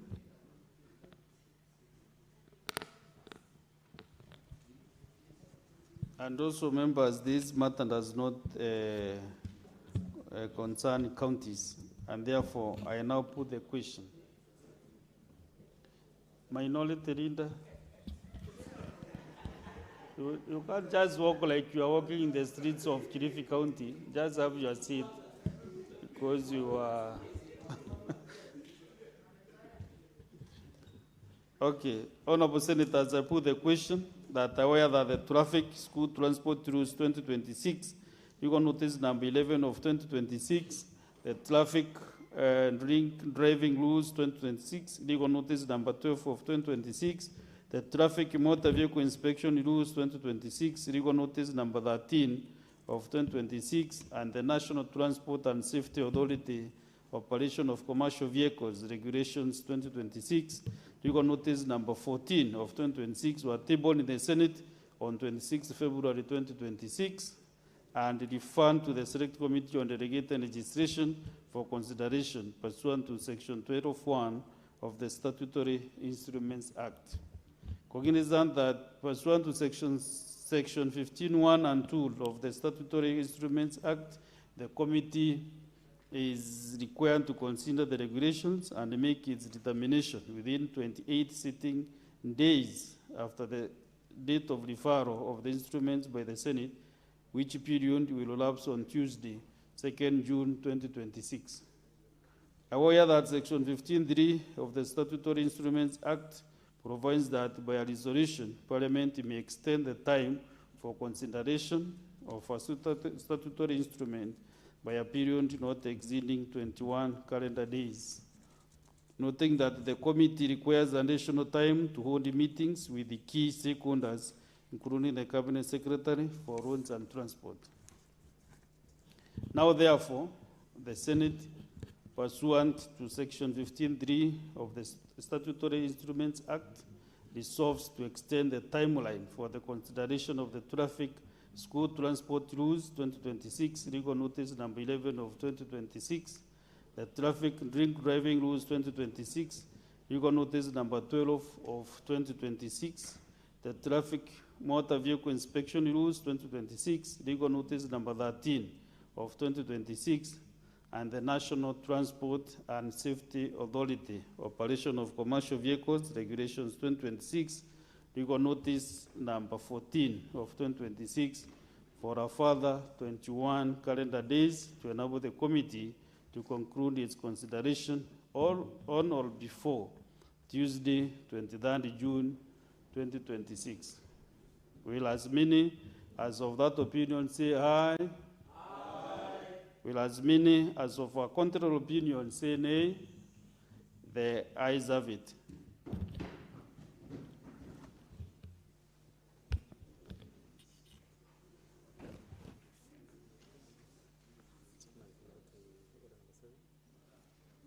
Now, honorable senators, we are going back now to order number 7, which is questions and statements. Clerk. Order number 7, questions and statements. Senator Veronica Maina.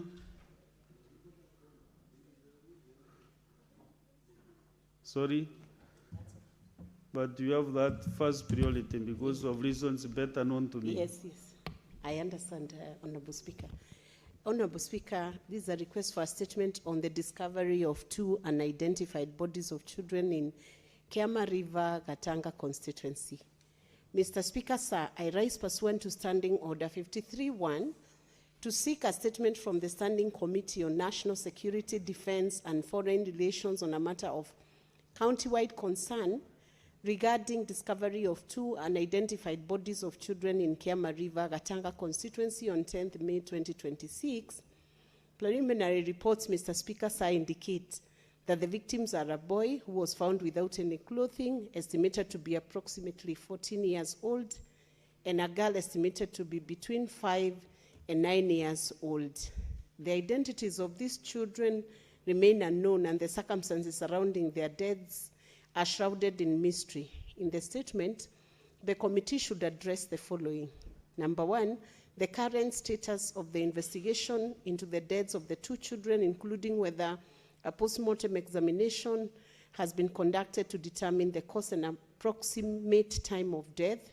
Number 2, the immediate steps taken by the National Police Service to facilitate the identification of the deceased children, including whether the police have conducted systemic matching of reports of missing persons within Gatanga and neighboring constituencies. Number 3, the steps being taken to enhance security patrols along the Kiama River, the broader Kiriaine location and Gatanga constituency at large to reassure residents of their safety. Number 4, the mechanisms in place to assist the affected families once identified and to provide psychological support to the community members who discovered the bodies. Senator Veronica Maina. Thank you, Honorable Speaker. Very well, Senator Ali Hibule Mloba.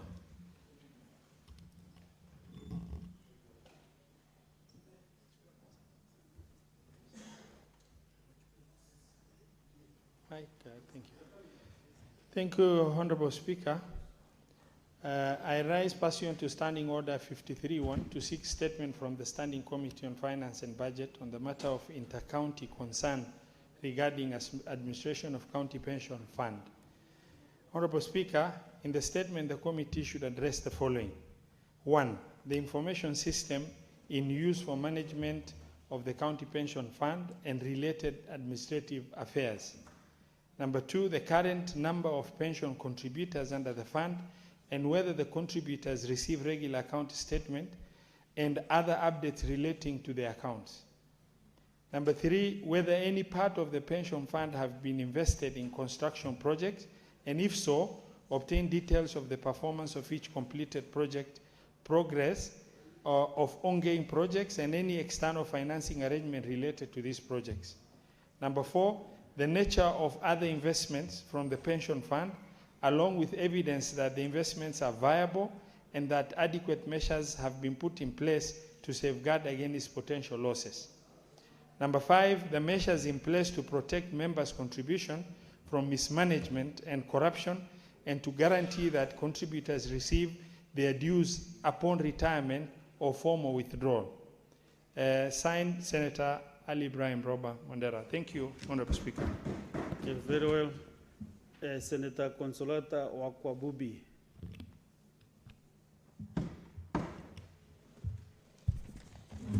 Thank you, Mr. Speaker, for the opportunity.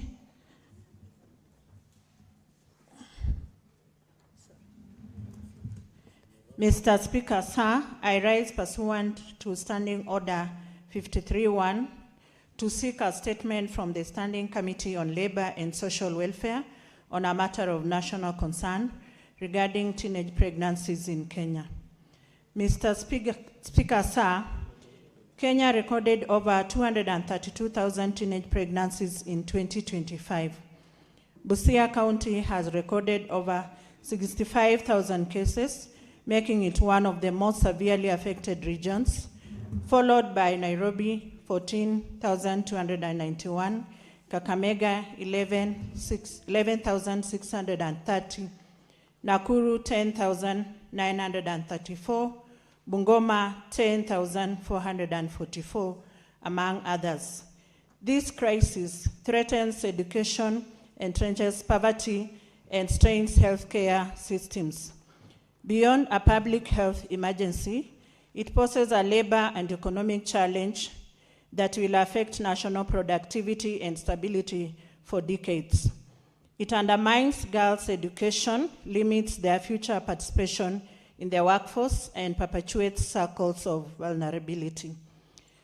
In their statement, the committee should address the following. 1, the socio-economic, cultural, and systemic drivers behind teenage pregnancies across the country, including actions taken to mitigate the trends. 2, the effectiveness of current interventions put in place to review school reentry policies, adolescent health programs, and child protection frameworks, including the gaps identified in enforcement and resource allocation, particularly in ensuring teenage mothers continue their education without stigma or discrimination. 3, the perspectives of stakeholders, including local leaders, educators, healthcare providers, parents, and the affected teenagers, on the scale and impact of the crisis, with emphasis on how teenage pregnancies disrupt education and limit future opportunities. 4, how teenage pregnancies are affecting school completion rates, labor force participation, productivity, and long-term economic development, with recommendations for policy reform that safeguard both education and livelihoods. Senator Consolata Okwabubi, MP, nominated Senator. Thank you, Mr. Speaker. Next is Senator Alexander Modigi.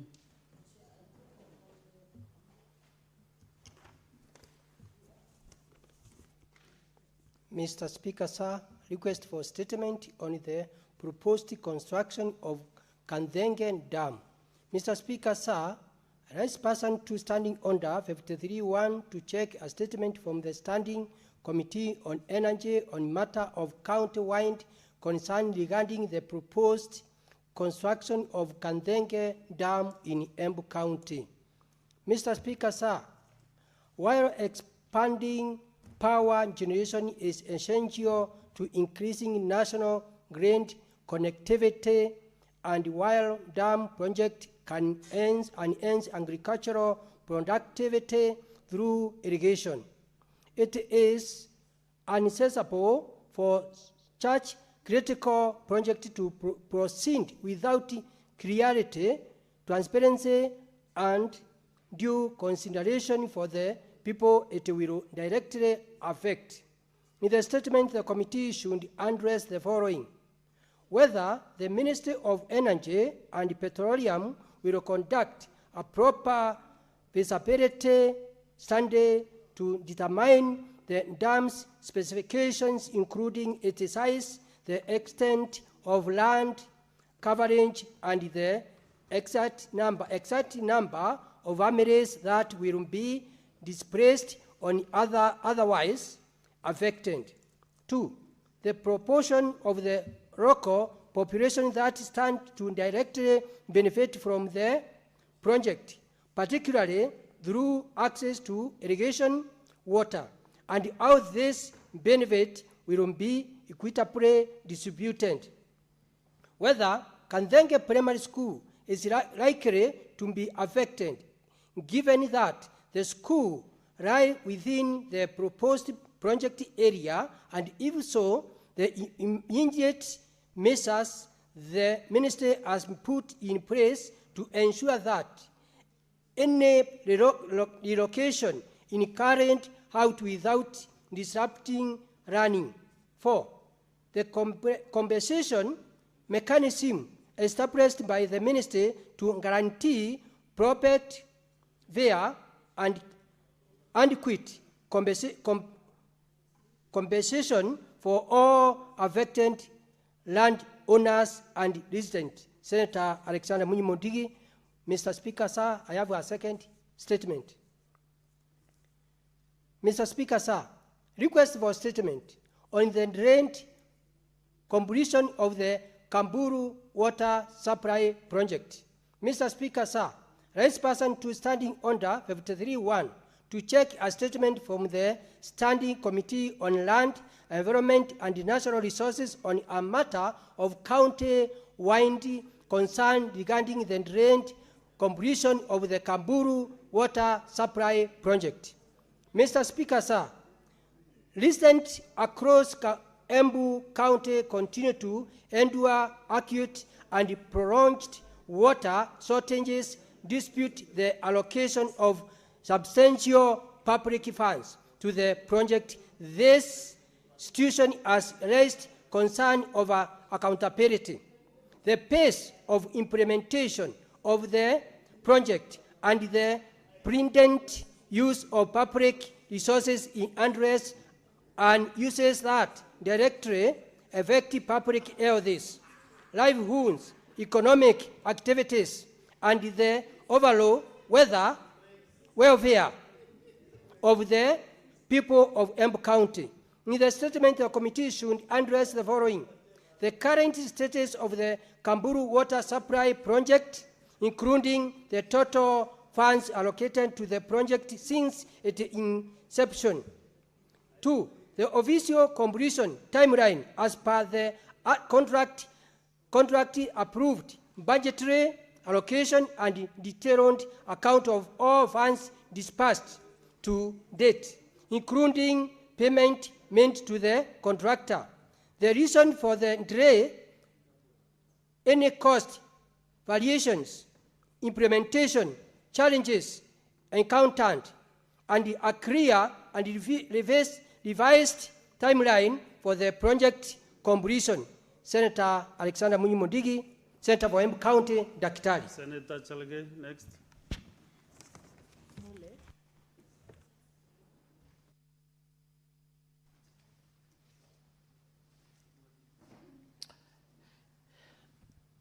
Thank you, Mr. Speaker, Madam Speaker. Request for statement on the lack of government support for Kenyan skater, Kelvin Kiarie. Mr. Speaker, sir, I rise pursuant to Standing Order 53(1) to request a statement from the Standing Committee on Labor and Social Welfare on a matter of national concern regarding the government support for Kenyan skater Kelvin Kiarie, and athletes participating in emerging and non-mainstream sports disciplines in Kenya. Mr. Speaker, Madam Speaker, sir, Madam Speaker, Kenyan skater. You want to decide whether it's Madam Speaker or Madam Speaker, sir, or Speaker, Mr. Speaker, sir? I will stick with Madam Speaker. Okay. Madam Speaker, Kenyan skater Kelvin Kiarie recently won gold and silver medals at the International Skating Challenge in Benin and double gold at the African Skating Championships in Egypt. We congratulate him. These victories were achieved without government sponsorship or institutional support of sports within the athlete, relying on public appeals for financial assistance. His journey reflects a broader problem in Kenyan sports. Individual triumphs in emerging disciplines often occur despite systemic neglect.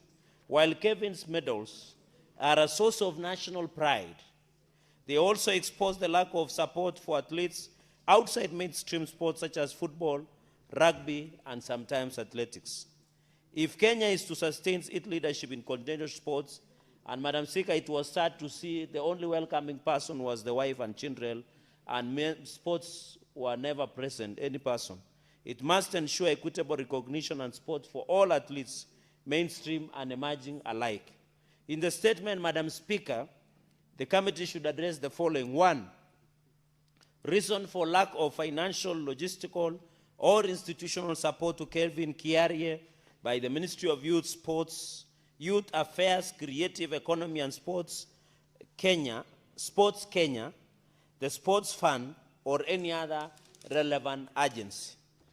Madam Speaker, sir, whether the government has a policy or framework for identifying, nurturing, and supporting athletes in emerging and non-mainstream sports discipline, including skating.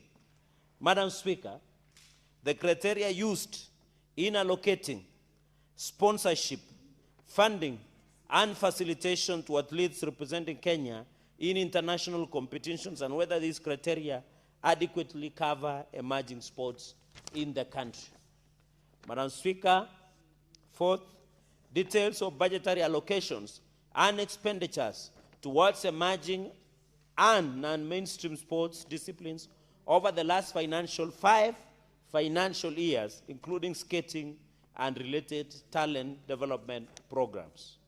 Madam Speaker, the plans and strategies in place to establish training facilities, talent development programs, and sponsorship structures for skating and other emerging non-traditional sports, policy interventions be considered to ensure equitable support for our athletes, sportsmen and women across all sports disciplines, and whether the government intends to formally recognize and support Kelvin Kiarie and others following his wonderful achievements to Kelvin Kiarie. I thank you, Madam Speaker, without sir.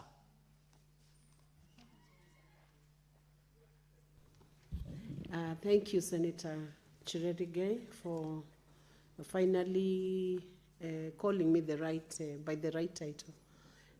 Senator Joyce Corril, you may proceed to present the statement on behalf of Senator Hilary Sigei.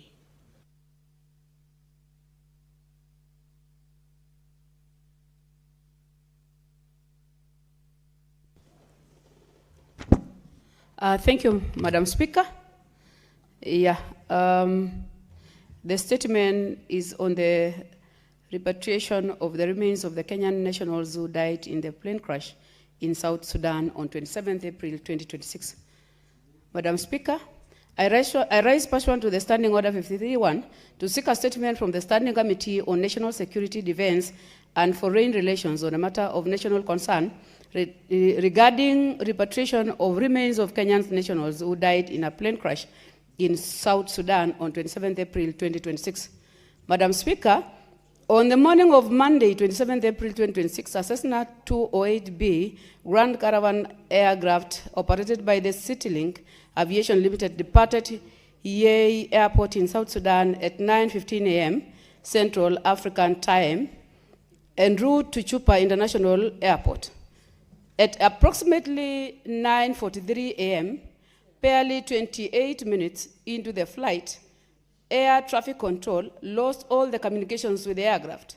The aircraft was later discovered to have crashed, and its wreckage was found approximately 20 kilometers southwest of Juba. South Sudan Civil Aviation Authority confirmed that all 14 passengers on board perished in the crash and were burned beyond recognition. The victims include 2 Kenyan nationals, Captain Francis Lagat Ruto from Chebole in Bomet County, Kipsonoi Sotik constituency, who was the pilot, and Mr. Brian Mwenge from Lurambi constituency, Kakamega County. Mr. Speaker, it is deeply concerning that more than 2 weeks since this tragedy, the remains of the 2 Kenyan nationals have not been repatriated to their families for proper and dignified last rites and burial. In the statement, the committee should address the following. 1, the specific steps taken by the Ministry of Foreign Affairs and Diaspora Affairs to facilitate the identification and repatriation of the remains of the Captain Francis Lagat Ruto and Mrs. Brian Mwenge. Secondly, the expected timelines for the repatriation, including the indication of the persons bearing the responsibility for the associated cost. 3, whether the ministry has established and maintained a communication channel with the affected families to ensure that they receive timely and real-time updates regarding the identification and repatriation of process, as well as the status of the investigation into the accident. Fourth one, Madam Speaker, is whether the ministry has extended the necessary consular support to the next of kin of the deceased Kenyans to facilitate their involvement in the identification and repatriation process. Last one, the diplomatic representation Kenya has made to safeguard the interests of the affected families, including whether the ministry has formally requested the preliminary accident report. From Senator Wakili Sigei, Bomet County. Thank you, Madam Speaker. Thank you. Thank you, Senator Joyce Koril. Senator Mwenda Gataya, you have a statement? Okay, proceed.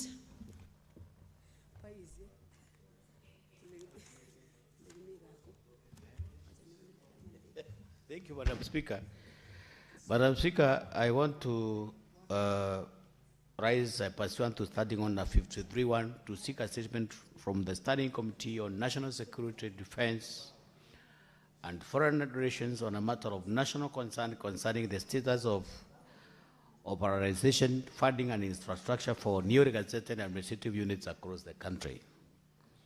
Madam Speaker, in November 2024, the Ministry of Interior and National Administration, through Gazette Notice number 15341, established 578 new administrative units comprising of 27 sub-counties, 59 divisions, 170 locations, and 322 sub-locations to bring government services closer to the people, particularly in underserved areas. However, many of these units remain non-operational due to inadequate funding, lack of office infrastructure, insufficient staffing, and poor connectivity, thereby undermining effective administration and service delivery, especially in arid and semi-arid lands, that is, ASO counties.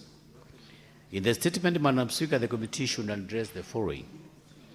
The criteria and the framework are used to identify and gazette the new administrative units, including whether financial and operational viability assessments were conducted, and provide a breakdown of budgetary allocations for the year 2025-2026 financial year, indicating amounts allocated, disbursed, and utilized up to date. Number two, Madam Speaker, the number of newly gazetted administrative units currently lacking physical office and the measures being taken to address the challenge. Number three, Madam Speaker, the committee should also look at whether there are plans to construct and equip offices for all gazetted units lacking in infrastructure, including timelines for completion. Number four, Madam Speaker, the committee should also look at the current staffing levels in the newly gazetted units and the measures being taken to ensure provision of adequate personnel. The last one, Madam Speaker, but not the least, the committee should also look at the affirmative action measures being implemented to prioritize funding, infrastructure, and staff deployment to the new administrative units in ASO and other majorized counties. Thank you, Madam Speaker. This is Senator Mwenda Gataya, Mofaya, CBS, MP, Senator for Tharaka-Nithi County. Thank you, Senator Mwenda Gataya.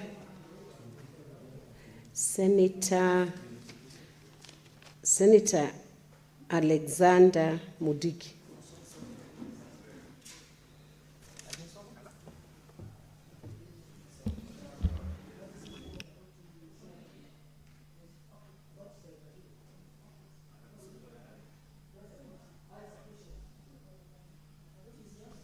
Question 2. Madam Speaker,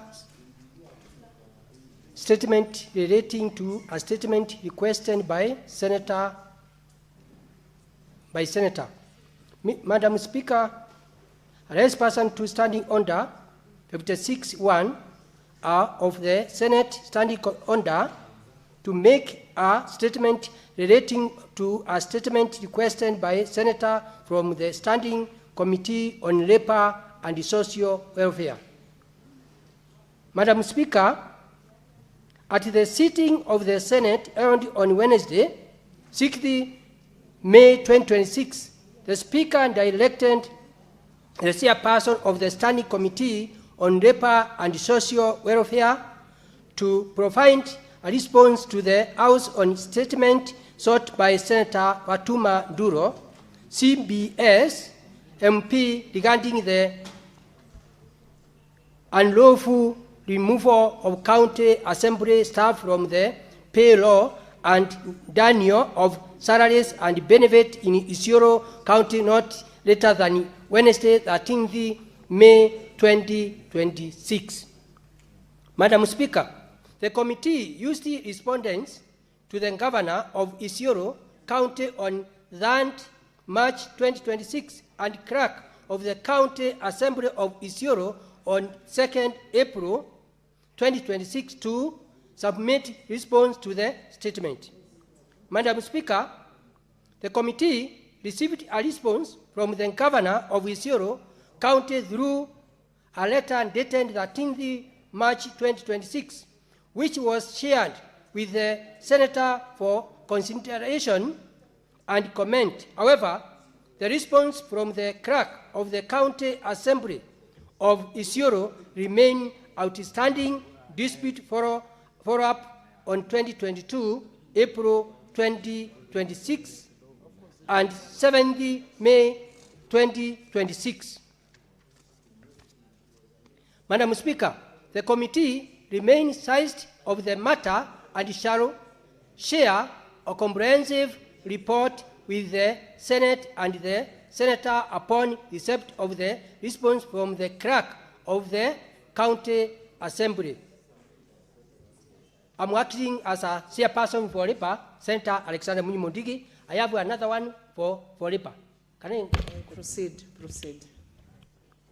Statement, Madam Speaker, statement relating to the activities of the Standing Committee on Labor and Social Welfare for the period between February 2026 to April 2026, pursuant to Standing Order 56(1) B of the Senate Standing Order. Madam Speaker, I raise pursuant to Standing Order 56(1) B of the Senate Standing Orders to make statement relating to the activities of the Standing Committee on Labor and Social Welfare for the period between February and April 2026. Madam Speaker, during the period under review, the committee held a total of 22 sitting, during which it considered 17 statements, 1 bill, and 2 petitions. Madam Speaker, in executing its brand mandate, the committee focused on key social and labor matters within its remit, with particular emphasis on occupational safety and health, OSHA enforcement, persons oversight and governance, gender-based violence, and farm saint. The committee also hosted a delegation from the Portfolio Committee on Social Development of the Ribombo Legislature, South Africa, aimed at gaining insight into Kenya's approach to GBV, with particular focus on the policy, legal, and institutional framework interventions. The legislative business under consideration by the committee is attached in Appendix 1. Bills. Madam Speaker, during the period under review, the committee concluded consideration of the Public Service Internship Bill 2022, National Assembly Bill number 63 of 2022. The bill established a structured framework for managing internship program in the public sector by standing recruitment. recruitment, supervision, duration, and compensation of interns. It is actioned on constitutional principles of youth empowerment, fair labor practice, and socio-economic rights, and seek to address existing constituencies in internship administration across public institutions. Statement.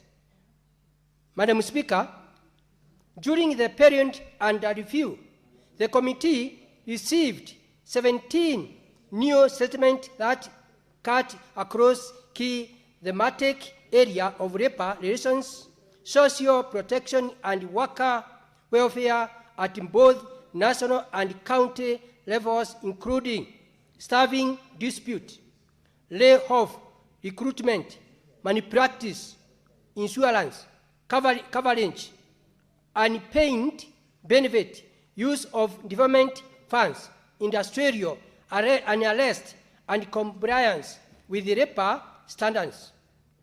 The committee shared the response received with the senators who requested for the statement and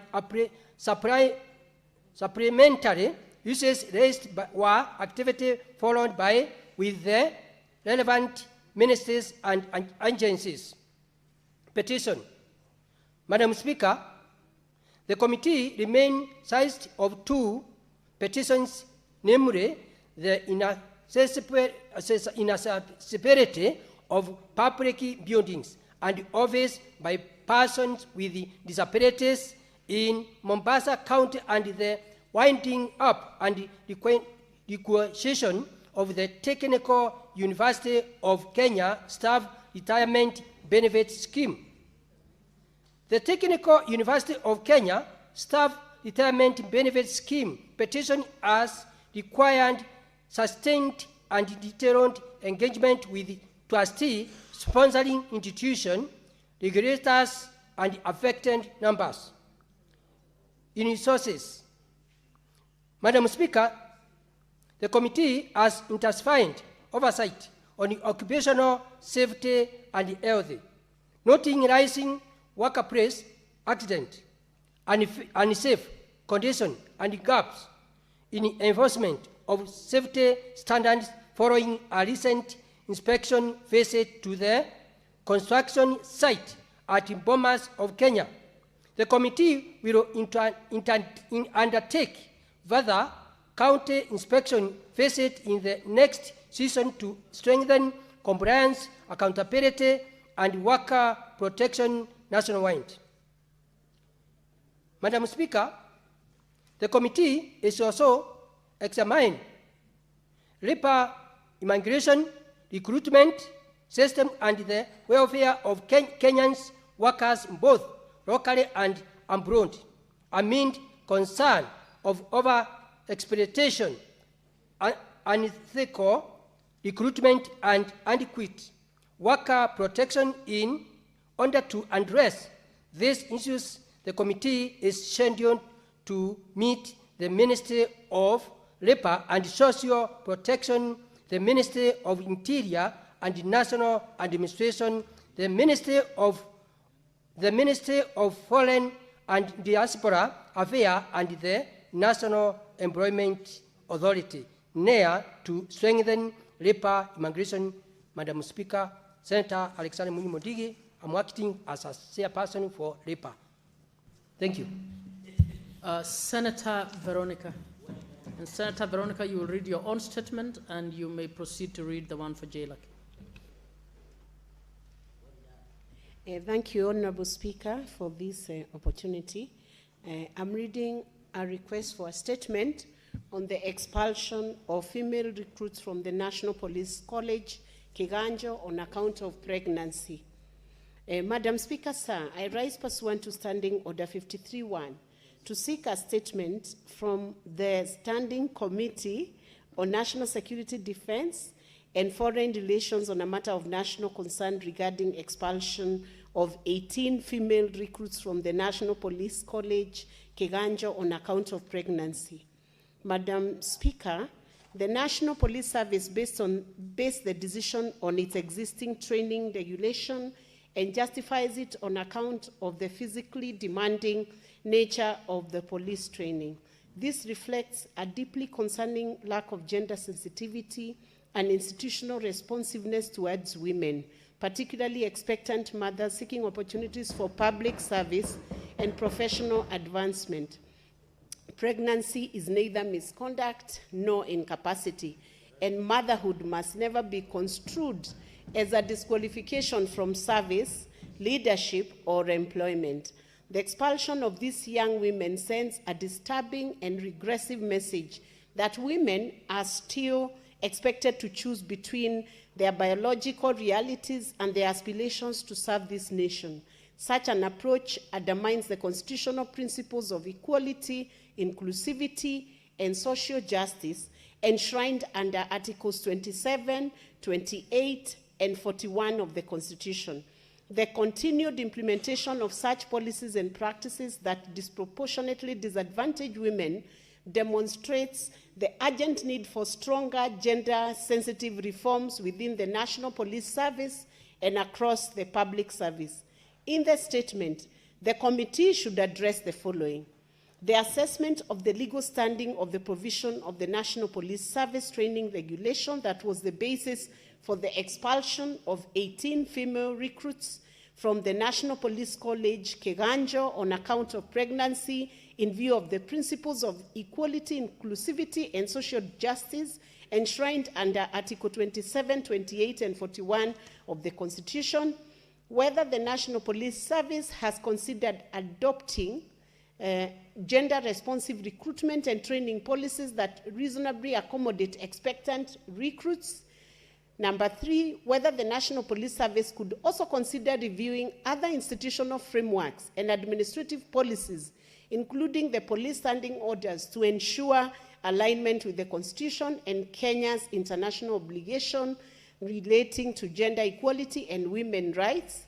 Number 4, the safeguards in place to prevent discriminatory practice against women within public institutions generally, particularly on the basis of pregnancy or maternal status. Senator Veronica Maina, CBS MP, nominated senator, and also reading this as chair of Kenya Women Senators, having been commissioned by the whole of Kenya Women Senators to offer this statement to ensure that the recruits are given an opportunity to return to Keganjo after giving birth.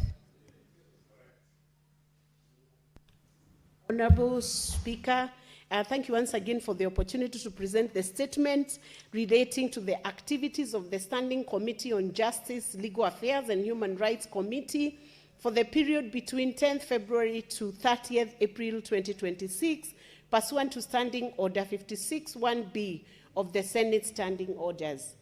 Honorable Speaker, I rise pursuant to Standing Order 56-1B of the Senate Standing Orders to make a statement relating to the activities of the Standing Committee on Justice, Legal Affairs and Human Rights for the period commencing 10th February 2026 to 30th April 2026. During the period under review, the committee held a total of 20 sittings, during which it considered 1 legislative proposal, 3 bills, 1 petition, and 8 statements, and 1 inquiry. The committee also followed up on the implementation of a Senate resolution directed to the committee. Legislative proposals. Honorable Speaker, the committee considered and submitted its comments on 1 legislative proposal, namely the Statutory Instruments Amendment Bill 2026, sponsored by Senator Wakili Hilary Sigei, CBS MP. The draft bill seeks to, among others, provide timeline for making of statutory instruments by regulation-making authorities. On the bills, Honorable Speaker, during the reporting period, the committee continued with its consideration of 2 bills to amend the Constitution, namely the Constitution of Kenya Amendment Bill 2025, Senate Bills number 13 of 2025, and the Constitution of Kenya Amendment number 2 Bill 2025, Senate Bills number 16 of 2025.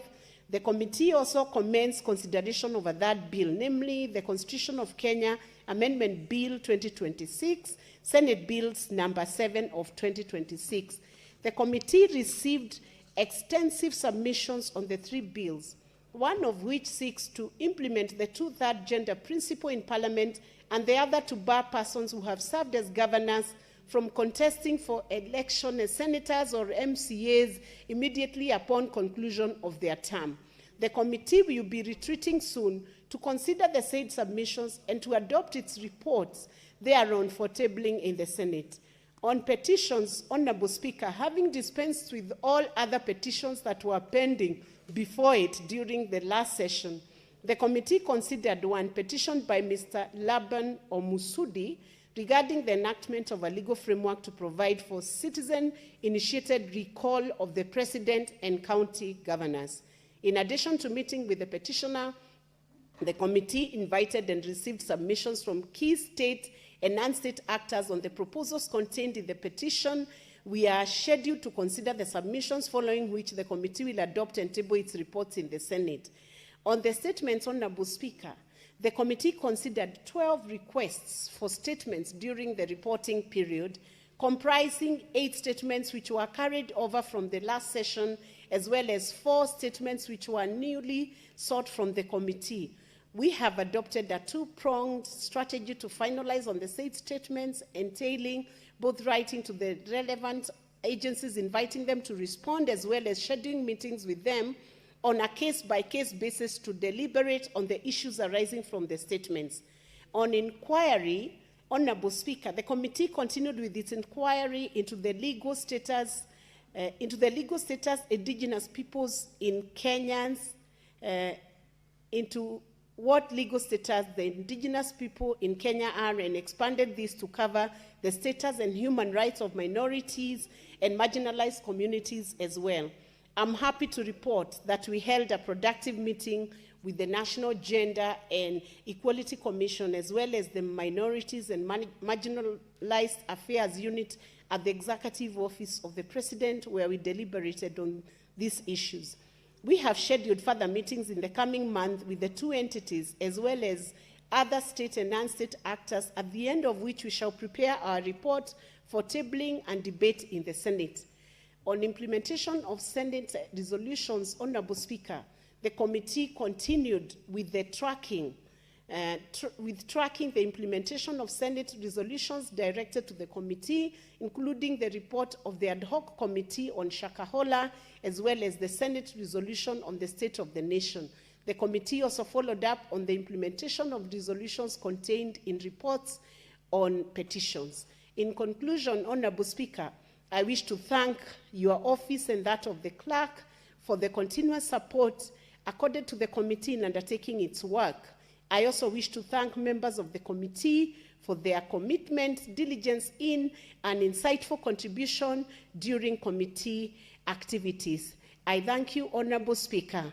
And our chair of the committee is Senator Wakili Hirari Sigei, and I'm the able vice chair. Honorable Speaker, and just to remind the House, this is the most effective committee of the Senate. Thank you, Honorable Speaker. Senator Veronica Maina, that might be a contentious statement. Honorable Senators, just allow me to interrupt the statements for a short while to allow Senator Nyamo to just lay a report on the table of the Senate.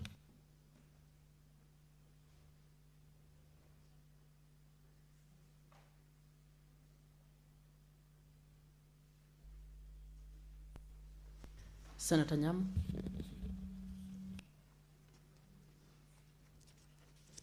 Thank you, Madam Speaker. I beg to lay the following paper on the table of the Senate today. Report of the Standing Committee on Lands, Environment and Natural Resources on the Forest Conservation and Management Amendment Bill, National Assembly Bills number 38 of 2025. Senator Cherargei for the statements. Back to the statements.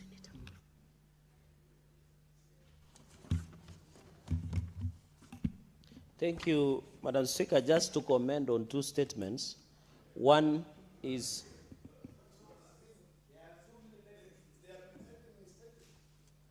Madam Speaker. Apologies. Honorable Senators, just hold on. We consult. Yeah.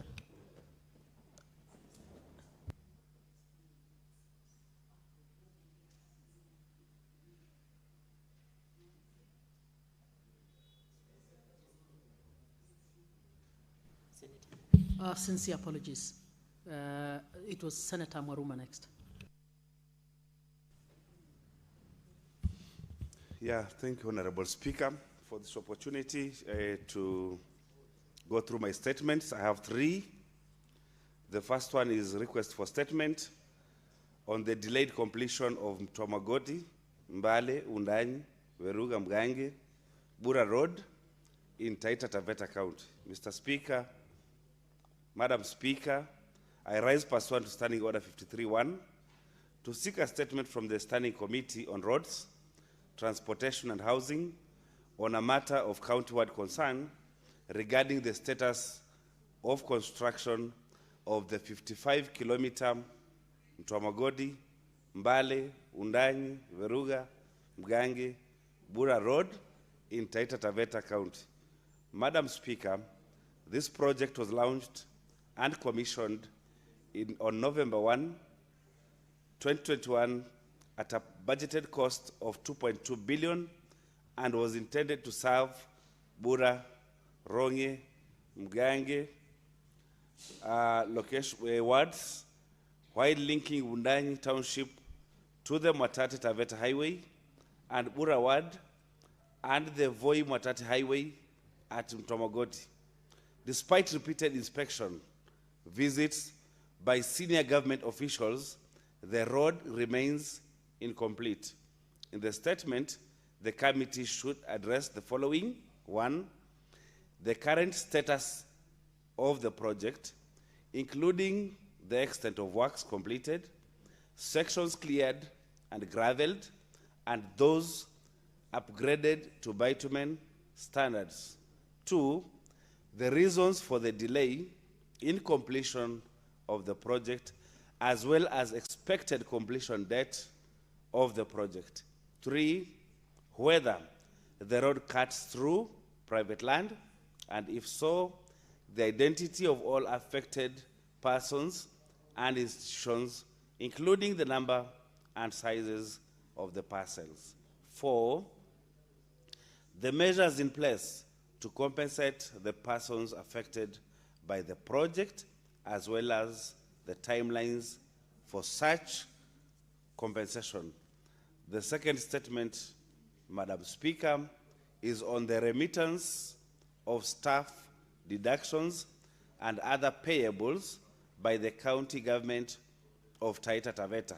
Madam Speaker, I rise pursuant to Standing Order 53-1 to seek a statement from the Standing Committee on Labor and Social Welfare on a matter of county-wide concern regarding the non-remittance of staff deductions and other payables by the county government of Taita Taveta.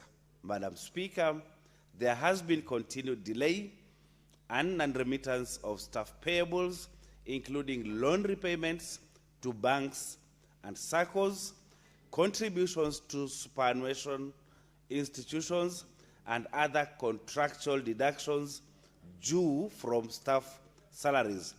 This has exposed staff of the county government of Taita Taveta to financial penalties, adverse listing by lending institutions, delayed access to benefits, and prolonged uncertainty for the retirees and officers nearing retirement. The continued non-remittance of these obligations, despite deductions having been made from staff salaries, has affected service delivery and caused financial distress among employees of the county government of Taita Taveta. In the statement, the committee should address the following. 1, the number and particulars of the institutions owed staff deductions and other payables by the county government of Taita Taveta, including the annual bill and outstanding amount owed to each institution. 2, the total amount of pending staff payables, including but not limited to salaries and allowances disaggregated by category and month from 2024 to date, including reasons for the delay or failure by the county government of Taita Taveta to remit staff deductions and other payables to the respective institutions.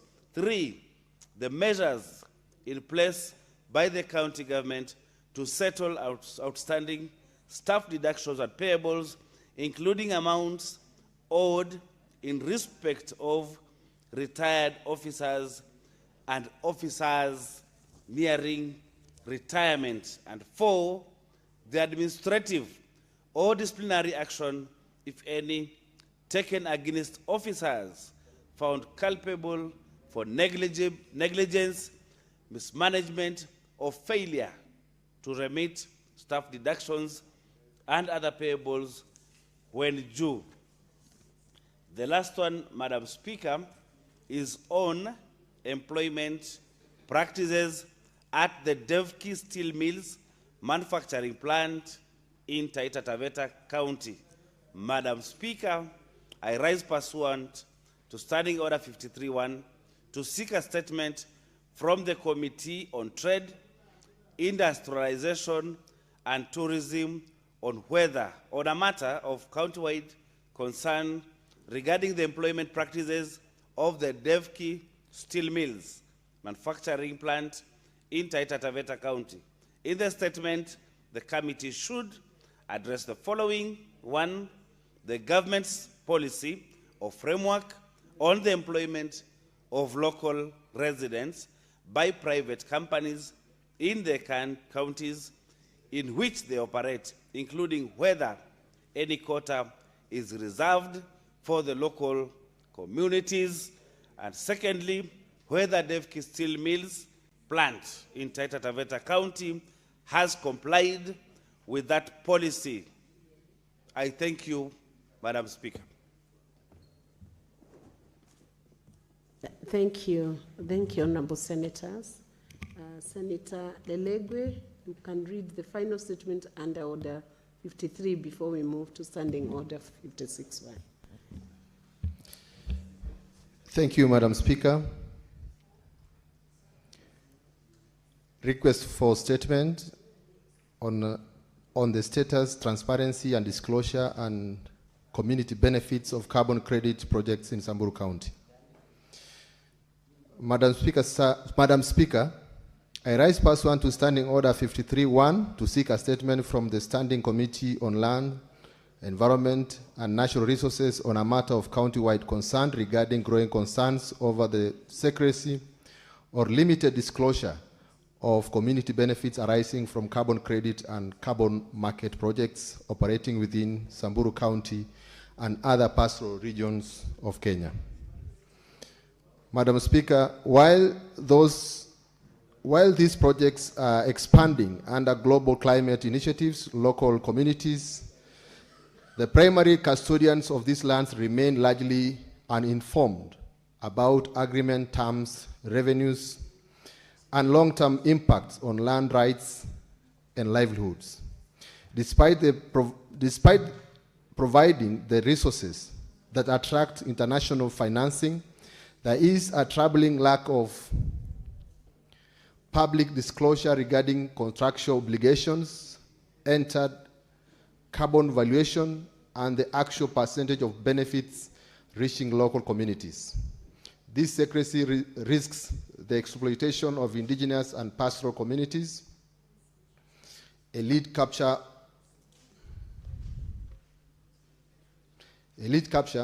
of climate financing benefits, future land injustices, and exclusion of local communities from decision-making processes affecting their ancestral lands.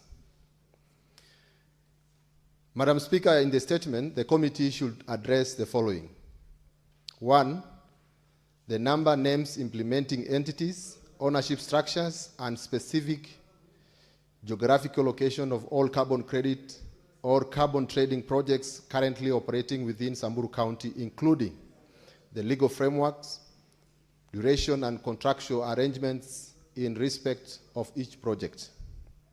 2, the total carbon credits generated and total revenues earned from carbon credit projects in Samburu County since inception, including a detailed breakdown of the actual financial benefits received by the local communities, institutions, local communities, community institutions, county governments, intermediaries, implementing agencies, and private entities involved.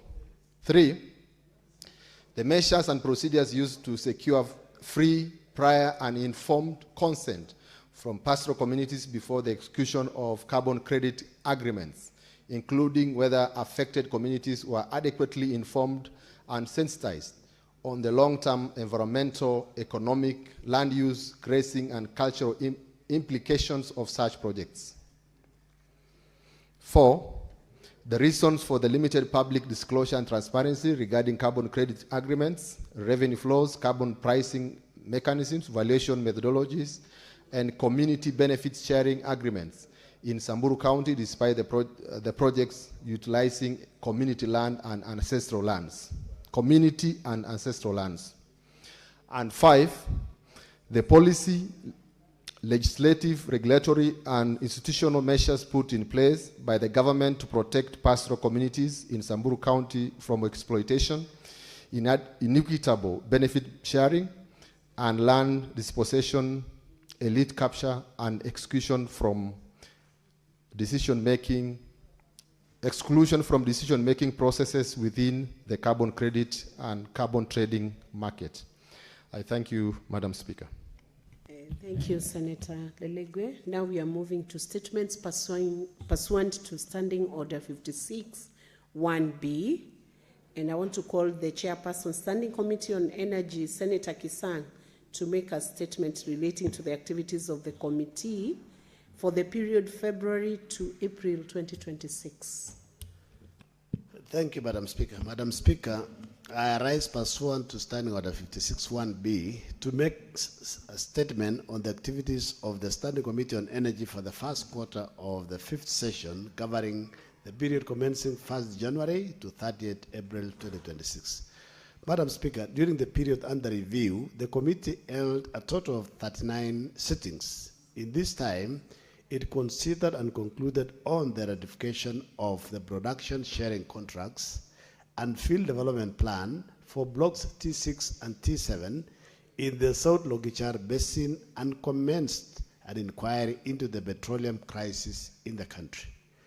Madam Speaker, during the period under review, the committee considered and concluded 4 statements. 8 statements are pending consideration by the committee. Responses on the pending statements have been forwarded to the relevant senators and are awaiting consideration by the committee. 4, the committee examined the petroleum sharing contracts and the field development plan for blocks T6 and T7 in the South Logichar Basin, Turkana County, considered public submissions, engaged key stakeholders, and reviewed technical analysis. It also conducted public participation in Turkana County, West Pokot County, Uasin Gishu County, Trans Nzoia County, Lamu County, and Mombasa County, Madam Speaker, capturing the views of the affected communities and the stakeholders. Arising from this process, the committee recommended the fast-tracking of regulations for the Petroleum Revenue Fund, the strengthening of the National Oil Corporation of Kenya, the establishment of permanent security along the transport corridor, and the commissioning of a special Auditor General's report on the early oil scheme of EOPS to inform cost control in full field development plan. The committee met with the Principal Secretary of the State Department for Petroleum and received submissions from various state agencies on the 2026 budget policy statement. The committee also considered proposed policies, programs, expenditure ceilings for 2025-2026 budget implementation status, financial and output performance, capital project status, key policy foundations, performance targets, and project allocations. Madam Speaker, key recommendations by the committee on the 2026 budget policy statement, PBS, is that A, the State Department for Petroleum submits to the Senate a detailed status report on the Logichar-Lamu crude oil pipeline, including the current implementation status and justification for continued or future budgetary allocations. B, the Minister of Energy and Petroleum submits to the Senate a detailed status report on all ongoing energy, public-private partnerships, PPPs, projects, highlighting progress, risk mitigation measures, foreign exchange exposure management, and expected completion timelines. And C, the Cabinet Secretary, Minister of Energy and Petroleum should clarify how the proposed sovereign wealth fund policy aligns with Section 57 of the Petroleum Act 2019 and outline the institutional framework for managing petroleum revenues to avoid overlaps and duplications. Madam Speaker, in the previous session, the committee commenced an inquiry into the handing over of a mass cars, cooking cars handling facility to Asharami Energy, focusing on the Ministry of Energy and Petroleum's adherence to legal procedures and engaging the National Treasury on compliance with public-private partnership requirements. 8, the committee also conducted oversight visits in Mombasa County, where it engaged the Kenya Maritime Authority and inspected maritime tanker route to assess oil pollution risk, and in Kisumu County, where it inspected energy and petroleum facilities, reviewed electricity connectivity, noting coverage at 68%, and evaluated progress on street lighting, solar transition, and last-mile electrification.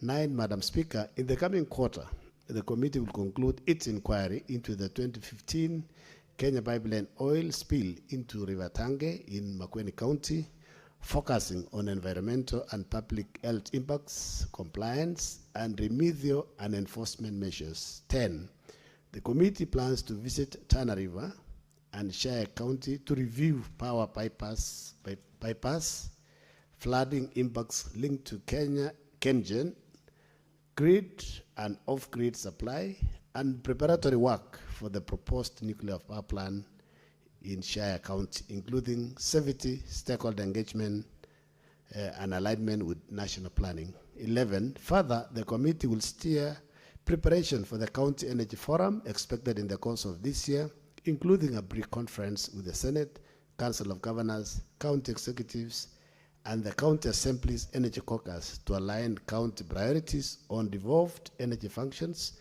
way-leaves, tariffs, clean energy, and intergovernmental coordination. Madam Speaker, I wish to thank your office for the support accorded to the committee in undertaking its work. I also want to acknowledge the Secretariat that the committee has received from the Office of the Clerk. Lastly, I wish to commend the members of the committee for their commitment, diligence, and dedication to the work and mandate of the committee. Thank you, Madam Speaker. Thank you, Senator Kisang. The next is statement pursuant to Standing Order 56(1)B from the Chairperson, Standing Committee on Information, Communication and Technology, to make a statement relating to the activities of the committee for the period February to April 2026. Senator Cherarike, on behalf of the Chairperson. Thank you, Madam Speaker. Quarterly statement relating to the activities of the Standing Committee on Information, Communication and Technology for the period between February to April 2026, pursuant to Standing Order 56(1)B of the Senate Standing Orders. Madam Speaker, I rise pursuant to Standing Order 56(1)B of the Senate's Standing Orders to make a statement for the first quarter of the 5th session covering activities of the Standing Committee on Information, Communication and Technology undertaken for the period February to April 2026. Honorable Speaker, during the period under review, the committee held a total of 15 sittings which it considered 2 bills, 5 statements, and 1 inquiry. Part A, Honorable Speaker, the committee considered the Electronic Equipment Disposal, Recycling, and Reuse 2025 Senate Bill number 5 of 2025, sponsored by Senator Peris Tobiko, MP, which was published via Kenya Gazette Supplement number 67 of 9 May 2025. The bill was introduced in the Senate by way of first reading in the Senate on Tuesday, 23rd September 2025, and subsequently stood committed to the committee for consideration. Madam Speaker, the committee considered the bill taking into account the views and recommendations of the public, and the report is on the progress of being tabled in the Senate. During the consideration of the bill, the committee observed, among other things, that there is need for inclusion of the polluter pays principle and zero waste principle, and the principle of prioritizing the extension of electrical and electronic equipment EEE lifespan over material recovery. These are non-negotiable guiding principles of the national legislation forming the legal basis for the extended producer responsibility system. Honorable Speaker, the committee is currently considering Artificial Intelligence Bill, the 2026 Senate Bill number 4 of 2026, sponsored by Senator Karen Nyamu, MP, which was introduced in the Senate by way of first reading on the Senate on Thursday, 2nd April 2026, and thereafter stood committed to the committee for consideration. The bill was advertised, inviting submissions from the stakeholders and the public in 3 newspapers with national circulation. The committee soonest consider submissions received hereon from the public and formulate its report. Madam Speaker, statements. Honorable Speaker, 5 statements wrote from the committee are undergoing consideration. The committee considers statement through physical sittings with the stakeholders and the respective senators who made the request, while in other instances received written submissions and shared the responses with respective senators. Honorable Speaker, 1 statement sought by yours truly, Samson Cherargei, MP, on the status of digitization of government services was considered by the committee and resolved to invite all ministries, departments, and agencies called MDAs to appraise the committee on the status and implementation of digitization of government services under their respective mandate. Inquiries to county visit. Honorable Speaker, under the current period, the committee has conducted county oversight and networking engagement visit in its process of considering the inquiry into the operation of information management, information financial management information system, IFMIS, and other county revenue collection and management system in 4 counties, namely Nakuru, Narok, Kericho, and Kakamega counties. Honorable Speaker, the committee is particularly interested in presentations on each county revenue collection and management system, focusing on system overview, integration with IFMIS, effectiveness in revenue collection, key strengths and challenges, operational cost sustainability, and any planned future improvements with the aim of investigating revenue leakages through the county's revenue collection systems and avenues.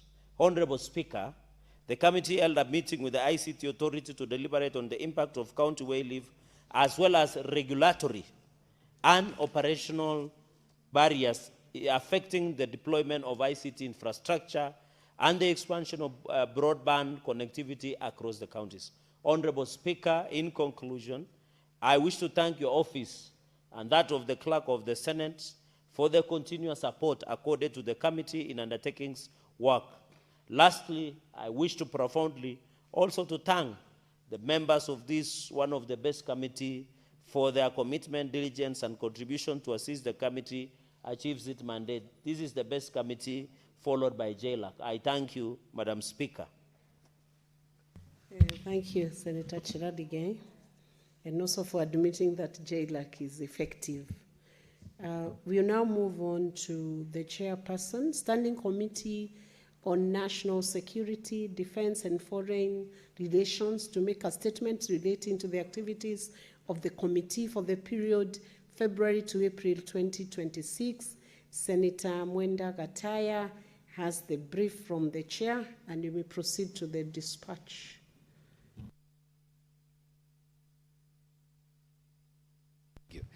Thank you, Madam Speaker. Madam Speaker, I'm starting on behalf of Chair Security, Madam Senator Dulo, Fatuma Dulo, who also happens to be a close friend and neighbor.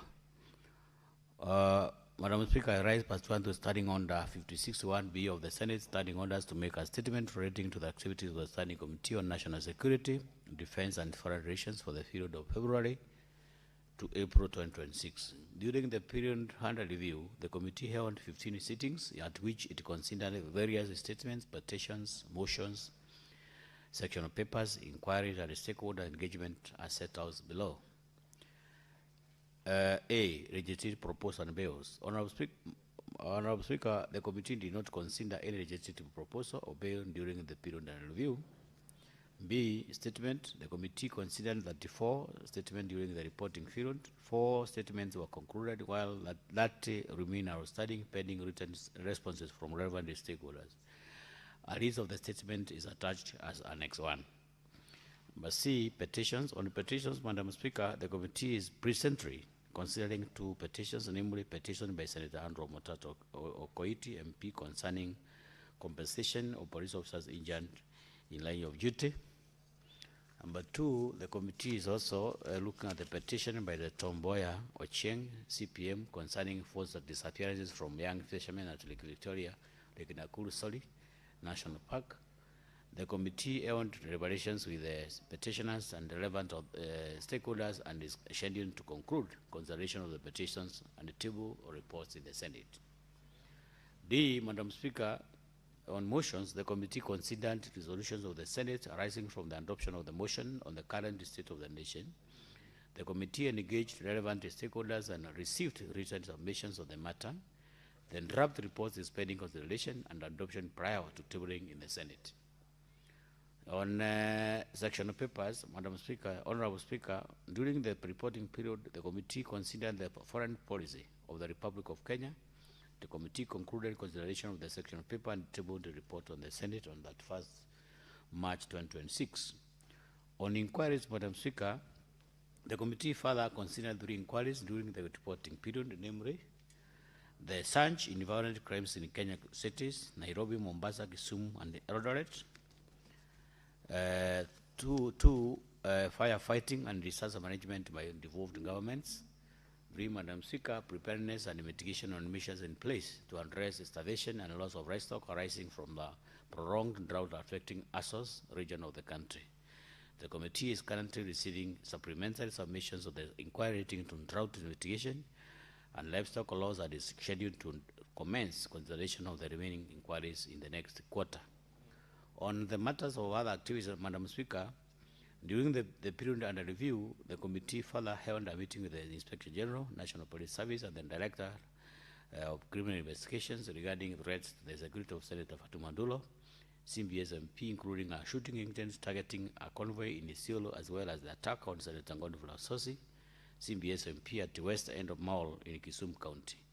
The Cabinet Minister of Interior and National Administration convened his apologies and is scheduled to appear before the committee on 21st May 2026. 2, Madam Speaker, on the same other activities, the committee held a meeting with the Inspector General, National Police Service on the gazettement of Capital Hill Police Station, following which the committee resolved to invite the Prime Cabinet Secretary, the Attorney General, and the Cabinet Secretary, Minister of National Treasury, Economic Planning, to clarify the procedures undertaken in the gazettement process. Number 3, Madam Speaker, the committee held a meeting with the Private Security Regulation Authority to deliberate on its mandate, challenges, legislative gaps, and the proposal, an opportunity for cooperation during the remainder of the 13th Parliament. Number 4, Madam Speaker, the committee attended the Mashariki Cooperation Conference held in Diani, Kwale County in April 26, and held a report writing retreat to consider the draft reports on the matters before the committee. In conclusion, Madam Speaker, I wish to thank your office for your support according to the committee in undertaking its work. I also wish to acknowledge the Secretariat's support received from the Office of the Clerk. Lastly, I wish to commend members of the committee for their utmost dedication and commitment to duty. I thank you. This is Senator Fatuma This is Senator Mwanda Gataya on behalf of Senator Fatuma Alandulo, CBS MP, Chairperson, Standing Committee on National Security, Defense and Foreign Relations. Thank you.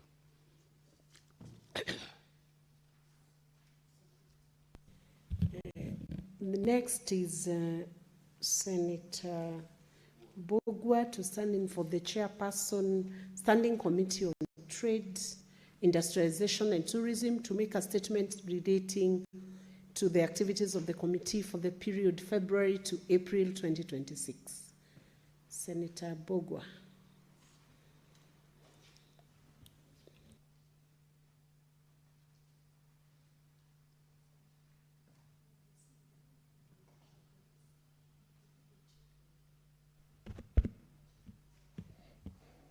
Thank you, Madam Speaker.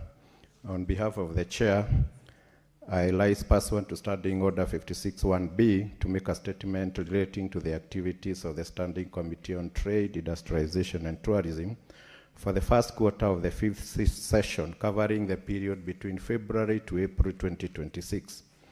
During the period under review, the committee held 18 sittings, during which it considered 27 statements, 2 bills, and conducted 2 inquiries. The committee began an inquiry into the county aggregated industrial parks in phase 1. 19 counties had 500 million shillings allocated to the construction of the KIPes, and the deadline for completion was July 2025. During this inquiry, the committee established that most counties received a feasibility plan from the national government and not specific to counties' challenges. Additionally, the committee noted that some counties had exceeded the 500 million allocation. The inquiry is still ongoing, and the committee will table a report upon conclusion. The committee is reviewing the process of leasing public sugar companies, namely Zoia Sugar Company, Chemil Sugar Company, Sony Sugar Company, and Muhoroni Sugar Company. Additionally, the committee is reviewing the repackaging of 27,000 metric tons of industrial sugar to domestic use without additional refining.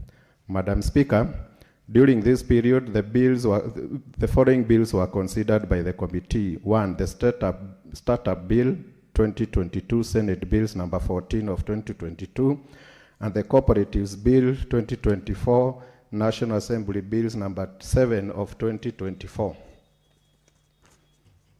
The committee considered the amendments by the National Assembly on the Startup Bill 2022 with the mover of the bill.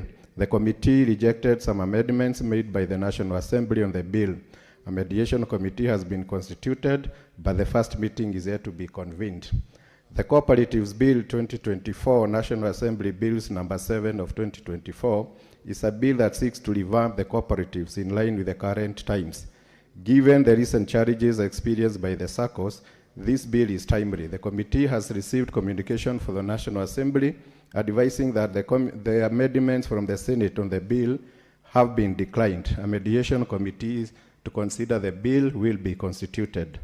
Madam Speaker, during consideration of statements, the committee observed that there was an increasing number of statements pending before it that required the attention of the relevant cabinet secretaries and governors.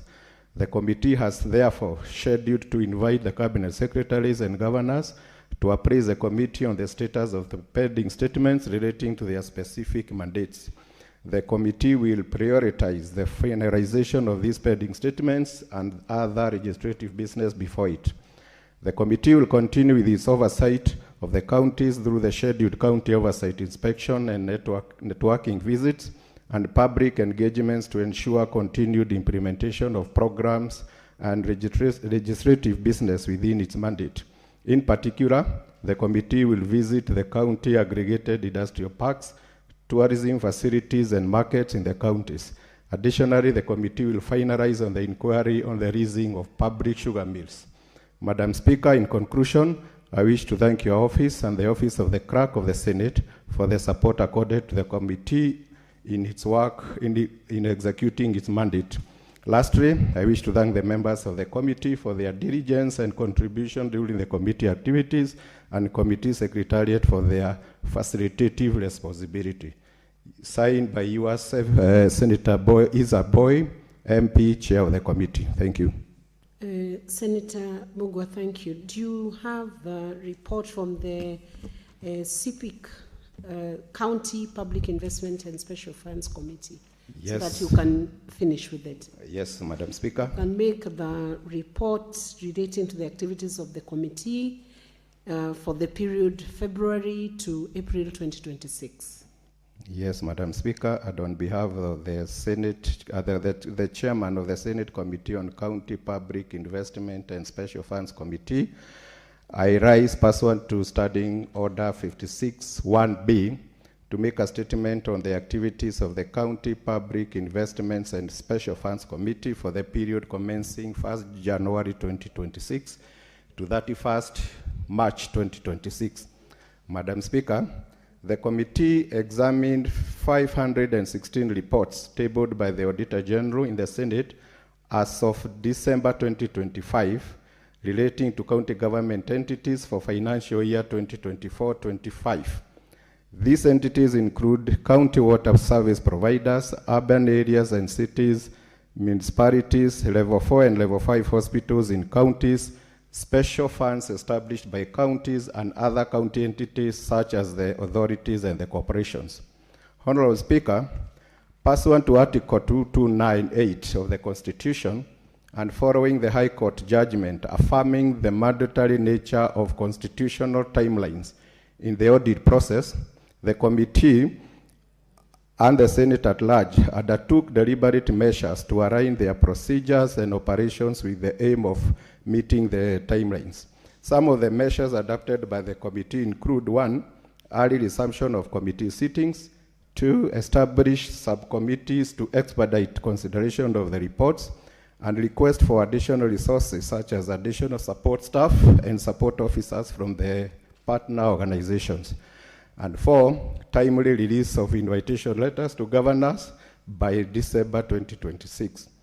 Honorable Speaker, the committee successfully examined all the Auditor General's reports and tabled its report for the 47 counties in the Senate, which were subsequently adopted by the House within the statutory deadline of 31st March.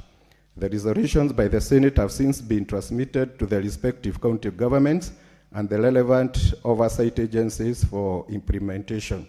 And the committee shall commence compliance follow-ups upon expiration of the timelines. This marks a significant institutional milestone as a timely consideration and action of the Auditor General's reports demonstrate that the Senate fully complied with the constitutional requirement under Article 2298 to consider and take appropriate action on audit reports within the 3 months of receipt. Madam Speaker, while examining the Auditor General's reports for various county entities, the committee identified several cross-cutting issues affecting multiple sectors and developed general recommendations which are comprehensively outlined in the summary report adopted by the House. The key challenges observed include: 1, water sector, persistent challenges in the management of receivables and payables, high levels of non-revenue water, and concerns regarding the financial sustainability of water service providers. 2, for the hospitals, level 4 and 5, difficulties in meeting the standards of the Kenya quality model for healthcare, particularly with respect to adequate medical personnel and critical equipment, and delays or shortfalls in reimbursement from the Social Health Authority. On municipalities and cities, ongoing challenges in the full operationalization of the urban areas as envisaged under the Urban Areas and Cities Act, including gaps in governance, structures, and implementation of delegated functions. And on county funds, weakness in loan recovery mechanism for revolving funds, undermining their sustainability, and the establishment of multiple funds with overlapping mandate.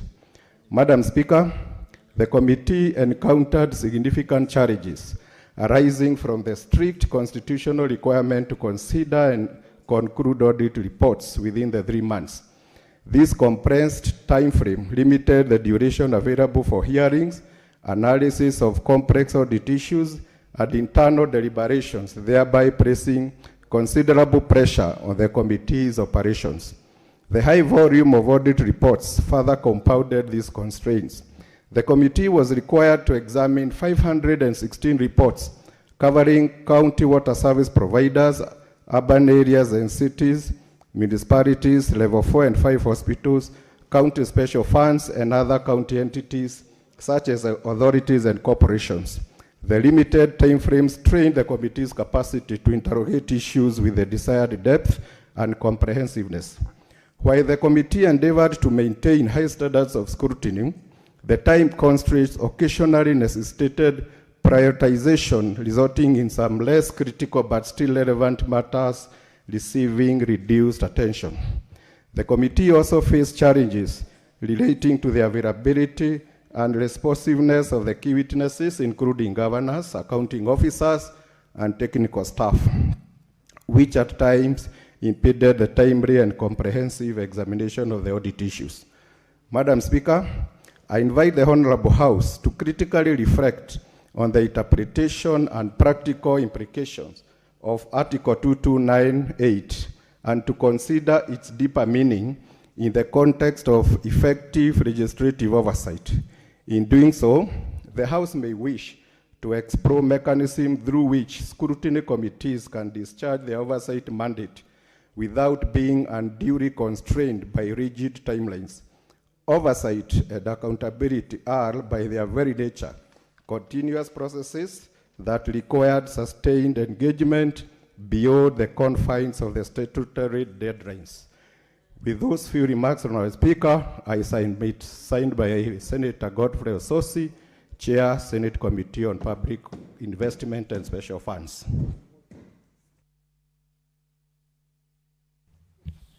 Senator Lelengwe.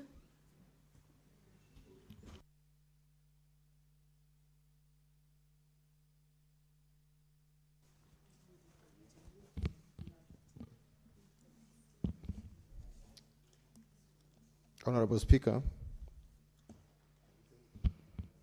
I rise pursuant to Standing Order 56(1)B to make a statement on the activities of the Standing Committee on Roads, Transportation, Housing for the period commencing 1st January 2026 to 31st March 2026. Honorable Speaker, during the period under review, the committee held 14 sittings, considered 16 statements, 2 legislative proposals, and undertook 3 inquiries. 3 statements have been concluded, while 11 remaining under consideration. Responses to these statements are pending from relevant government agencies and county governments, and the committee notes that the delays in submission of responses continue to impede the committee's work and weaken parliamentary oversight. The committee concluded consideration of 1 bill and finalizing 1 other bill, which will be tabled on the next reporting period. Honorable Speaker, in fulfillment of the mandate and in order to comprehensively address the matters before it, the committee is currently seized of 3 inquiries, namely the status of Wilson Airport, the status of Talanta Stadium, and the status of Bomas International Conference Center redevelopment project. These inquiries address accountability and the prudent use of public resources. The committee will table its reports on the inquiries in the next reporting period.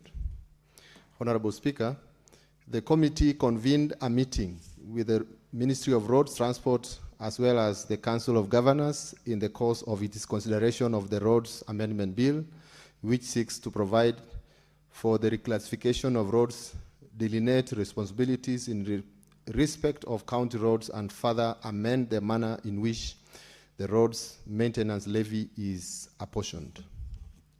Honorable Speaker, the committee faced the following challenges which delayed conclusion of legislative business before it. 1, delayed response on 2 statements, petitions, and inquiries from the government agencies, hindering the committee's ability to progress with legislative and oversight functions in a timely manner. 2, frequent overlaps with other parliamentary engagements affected quorum and the timely convening of committee meetings, delaying the decision-making process, and rescheduling and postponement of committee meetings with key external stakeholders, especially cabinet secretary, governors, and the head of agencies. These disruptions affected the committee's timelines for addressing critical issues and finalizing ongoing inquiries. Honorable Speaker, the committee is scheduled to undertake the following activities in the next quarter. 1, review existing legislation and propose amendments to strengthen regulatory frameworks on road and building construction standards, urban planning and zoning, housing affordability and financing, and public-private partnerships in infrastructural development. To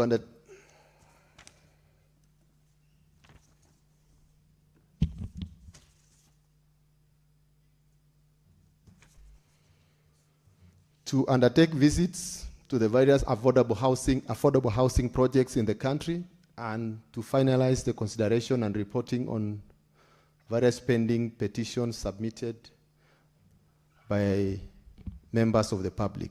I thank you, Honorable Speaker. On behalf of my chair, Senator Eddie Okech, the chairperson of the Standing Committee on Roads, Transportation and Housing. Senator Gataya.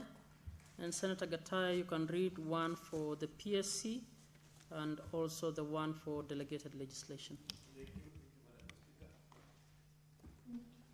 Thank you, Madam Speaker. Madam Speaker, I want to read the statement for the County Public Accounts Committee during the period under review.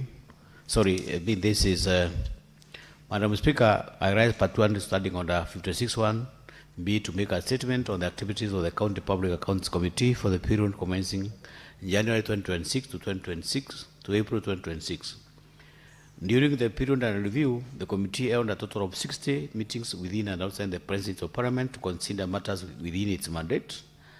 As you may recall, the judgment of the High Court in Public versus Nairobi City Council Assembly and another Musumba and 4 other ex parte application EO82 of 2023, 2024 KH 112424 KL judicial review and a profound and far-reaching impact in the manner in which the committee and indeed the Senate as a whole discharged its oversight mandate. The judgment firmly pronounced that the constitutional timeline set out at Article 2294 and 8 of the Constitution as read together with Section 48 and 50 and the 5th of the Public Audit are mandatory and not subject to extension or discretion. The judgment imposed significant operational constraints on the audit oversight process by effectively compressing the timelines within which audits were to be completed and the reports considered. This and direct implications for CPAC in terms of planning, scheduling of hearings, and the ability to undertake comprehensive interrogation of audit queries within the prescribed period. Madam Speaker, for the financial year 2024-2025, the committee processed and reported on no audit reports within the disputed timelines, with the Senate adopting the reports on 21st March 2026. The committee resolution have since been forwarded to the relevant agencies for implementation, and the committee will follow up on the compliance upon expiry of the specified timelines. The committee noted that this was a significant institutional achievement despite operational constraints, such as the high volume of audit reports, numerous entities under review, and limited time for hearing and deliberations. Meeting the constitutional timelines required effective prioritization and efficient centering, timely assurance of witnesses, and enhanced coordination with the Office of the Auditor General and other stakeholders. Madam Speaker, the committee experienced several challenges in complying with Article 2298 of the Constitution, including strict timelines for concluding audit reports, the high volume of 188 reports and entities under review, and limited time for delayed scrutiny. Additional challenges included an availability of key witnesses, delays in submission of supporting documents and responses, logistical and administrative constraints in conducting hearings and preparing reports, and limited flexibility to address unforeseen circumstances such as the late submissions and rescheduled requests. Madam Speaker, I wish to commend the members of the committee and the Secretariat for the diligence and commitment which enabled the committee to comprehensively consider and take appropriate action on the report from the county executives and county assemblies on the queries raised in the Auditor General report for financial year 2024-26. The indication demonstrates the Senate firm resolve to uphold accountability, strengthen oversight, and safeguard public resources. With those few remarks, Madam Speaker, I submit side today on behalf of the Chair, Senator Moses Otieno Kajwang, CBS Member of Parliament. Thank you, Madam Speaker. I go ahead to read the report of the statement relating to the activities of the committee on the legislation, where I am the chair for the period between 1st of January 2026 to 30th April 2026, pursuant to Standing Order 56(1)(b). Madam Speaker, during the period under review, the Committee on the Legislation held a total of 25 sittings, received a total of 36 statutory instruments for post-publication scrutiny and 10 draft statutory instruments for pre-publication scrutiny. The committee held 4 retreats and 1 parliamentary diplomacy engagement. Post-publication scrutiny for statutory instruments. During the period under review, the committee received a total of 36 statutory instruments for post-publication scrutiny. Of this, the committee has considered 26 statutory instruments and a further 3 statutory instruments transmitted to the Senate during the 4th session, bringing the total number of instruments considered to 29. Of these, the committee has seen to a total number of 3 statutory instruments as listed below. The Crops Bigs Regulation 2025 Legal Notice number 145 of 2025, the Sugar General Regulations 2025 Legal Notice number 167 of 2025, and the Sugar Imports and Exports Regulation 2025 Legal Notice number 168 of 2025. The committee is in the process of completing its consideration of 35 statutory instruments currently before it. On pre-publication scrutiny statements, Madam Speaker, the committee under review, the committee has received a total of 10 draft statutory instruments for pre-publication scrutiny. Of these, the committee has approved 2 instruments for publication, namely the tea levy regulations and the tea registration and license regulations. These have since been published as legal notices number 5665 of 2026 and before the committee for post-publication scrutiny. The committee also engaged the State Department for Devolution for pre-publication scrutiny of the intergovernmental relations, transfer, delegation of functions, and competencies regulations. The committee gave its comments on the regulations, and it was agreed that further engagement be held before publication. Madam Speaker, the committee is in a receipt of the draft intergovernmental regulations sector formula regulations submitted to the Senate for approval by the Prime Cabinet Secretary, Minister of Foreign Affairs and Diaspora Affairs.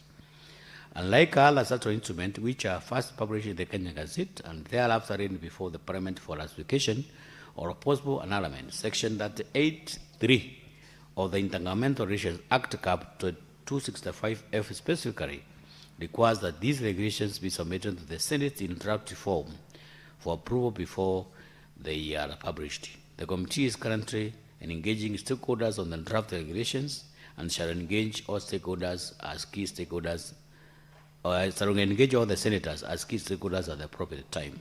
Parliamentary diplomacy. The committee undertook a working visit to the East African Legislative Assembly, that is Real, and Eastern and Southern Africa Management Institute in Arusha, Tanzania in April 2006. These visits were taken in an effort to enhance regional integration of the East African community. I thank you, Madam Speaker, and I also to extend my sincere thanks to the entire membership of the committee for the good work they have done. Thank you, Madam Speaker. This is Senator Mwenda Lataya, Mofire, CBS Member of Parliament, Chairperson, Committee on Delegated Legislation. Thank you. Honorable Senators, before we allow the statement by the majority, I would like to ask to go back to order number 8, please.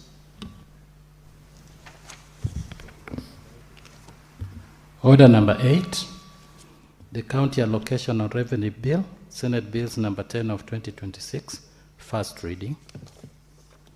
A bill for an act of parliament to provide for the equitable allocation of revenue raised nationally among the county governments for the 2026-2027 financial year, the responsibilities of national and county governments pursuant to such allocation and for connected purposes.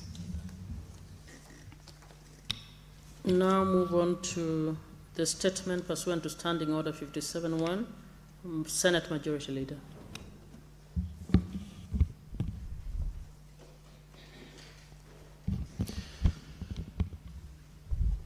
Honorable Speaker, on behalf of the Majority Leader, I read this statement. Pursuant to Standing Order 53-1, I hereby present the business for the week commencing Tuesday, 2nd June 2026. As honorable senators are aware, in accordance with the calendar for the 5th session, the Senate will proceed on a 2-week process. At the rise of the Senate today, regular sittings will resume on Tuesday, 2nd June 2026. Honorable Speaker, before I proceed with the statement, honorable senators may recall that during the sitting of Tuesday, 12 May 2026, the Senate considered and passed the following bills at the second reading. The Culture Bill, National Assembly Bill number 12 of 2024, the Public Audit Amendment Bill, National Assembly Bills number 4 of 2024, the Health Amendment Bill, Senate Bills number 12 of 2025, the Agriculture Produce Minimum Guarantee Returns Bill, Senate Bills number 17 of 2025, the National Construction Authority Amendment Bill, Senate Bills number 15 of 2025, and the Narcotic Drugs and Psychotropic Substances Control Amendment Bill, Senate Bills number 1 of 2024. Bills at the Committee of the Whole and third reading. The Division of Revenue Bill, National Assembly Bill number 2 of 2026.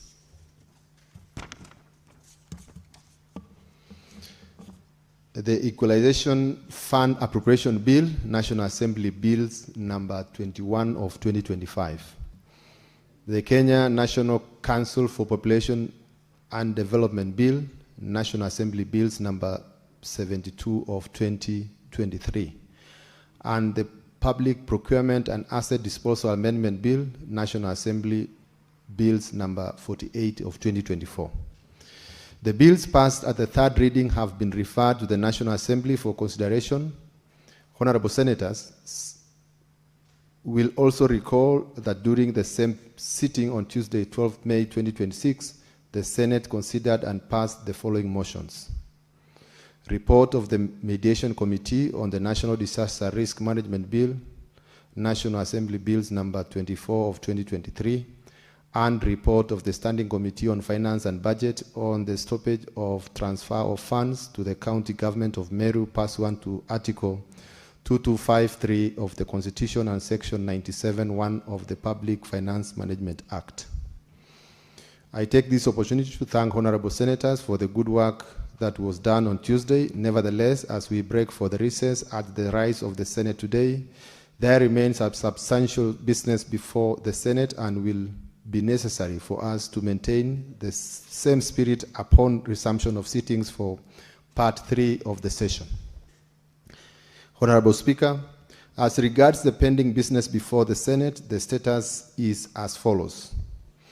62 bills are pending conclusion, of which 41 are at the second reading, 20 at the Committee of the Whole, and 1 is awaiting first reading. 15 motions are pending conclusion. 17 petitions are pending conclusion by respective committees. Of these petitions, 15 are due for reporting and 501 statements pursuant to Standing Order 53-1 are under consideration by respective standing committees. Honorable Speaker, at the next sitting of the Senate on Tuesday, 2nd, 2026. The tentative business for the day will include business not concluded from today's order paper as well as the business indicated in the notice paper. The tentative business for the morning sitting on Wednesday, 3rd June 2026 will include questions to Cabinet Secretaries as approved by the Senate Business Committee as well as motions. The questions scheduled include those to the Cabinet Secretary, the National Treasury, and Economic Planning. The Cabinet Secretary, Ministry of Mining, Blue Economy, and Maritime Affairs, and Cabinet Secretary, Ministry of East Africa Community Affairs, the ASALs, and Regional Development. Honorable Speaker, the tentative business for the afternoon sitting on Wednesday, 3rd June 2026 will include business not concluded from the Tuesday order paper and the following. Bills at the second reading.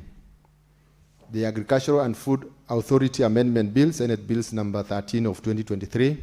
The County Government States Officers Removal from Office Procedure Bill, Senate Bills number 34 of 2024. The County Government Amendment Bill, Senate Bills number 39 of 2024. The Street Naming and Property Addressing System Bill, Senate Bills number 43 of 2024. The County Government Laws Amendment Bill, Senate Bills number 52 of 2024. The County Government Laws Amendment Bill, Senate Bills number 14 of 2025.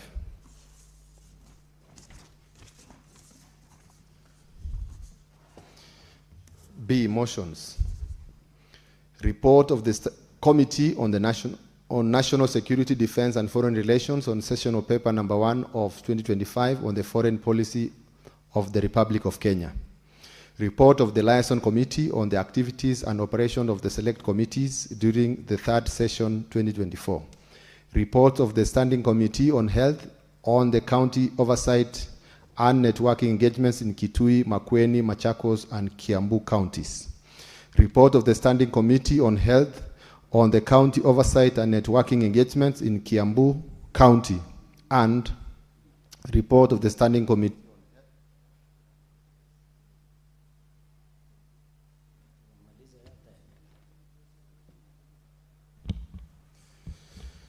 Sorry, Honorable Speaker. Let me take it again. Report of the Standing Committee on Health on the county oversight and networking engagements in Kiambu County, and report of the Standing Committee on Health on the county oversight and networking engagements in Bungoma and Kakamega counties. The projected business for Thursday, 4th June 2026 will include business not concluded in the order paper for Wednesday, 3rd June 2026, and any other business concluded by the scheduled by the Senate Business Committee. Honorable Speaker, I thank you, and I hereby lay the statement on the table of the Senate. Honorable members, senators, we will defer orders 10, 11, 13, 15 up to 24. We can now move on to order number 25.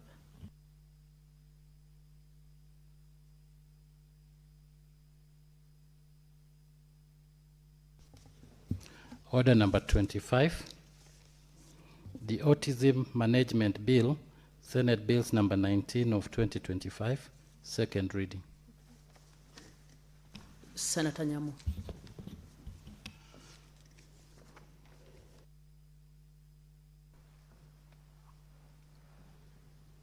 Madam Speaker, I beg to move that the Autism Management Bill 2025 be read a second time. And Madam Speaker, I want to say that this Autism Management Bill is not just another legislation before this House. It is a legislation on compassion. It is legislation on equality and inclusivity, Madam Speaker. For far too long, many families in Kenya are struggling alone with the autism condition. Many families are left to figure it out without any support from the state. This bill seeks to change that. Families go from hospital to hospital before they get diagnosed, before they know what is happening to their child. Madam Speaker, autism is not a curse. Autism is not witchcraft. It is a neurodevelopment condition. And this bill also proposes, one of the proposals is that we have a vigorous public awareness campaign to deal with the stigma that is associated with autism, Madam Speaker. We, mothers and many caregivers who deal with children, autistic children, are left to struggle alone, many of the times not knowing what's happening to the child. And most of the time in Kenya, when a child is diagnosed with autism, it is usually so late when they are already in their, when they're even past 4 years old, Madam Speaker. This bill seeks to change the reality for many families. It proposes early diagnosis. It proposes access to therapy and healthcare services for all families, inclusive education. Madam Speaker, many schools reject autistic children from admission in schools, mainly because they do not have the right environment or they do not have the support to keep an autistic child in school.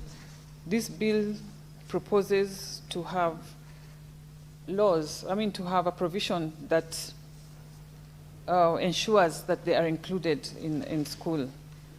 Mr. Speaker, Madam Speaker, it is important that we train professionals in this field because autism has been viewed as a medical issue. My bill proposes to shift that into a human rights issue, and that's why we're talking about inclusivity and all that.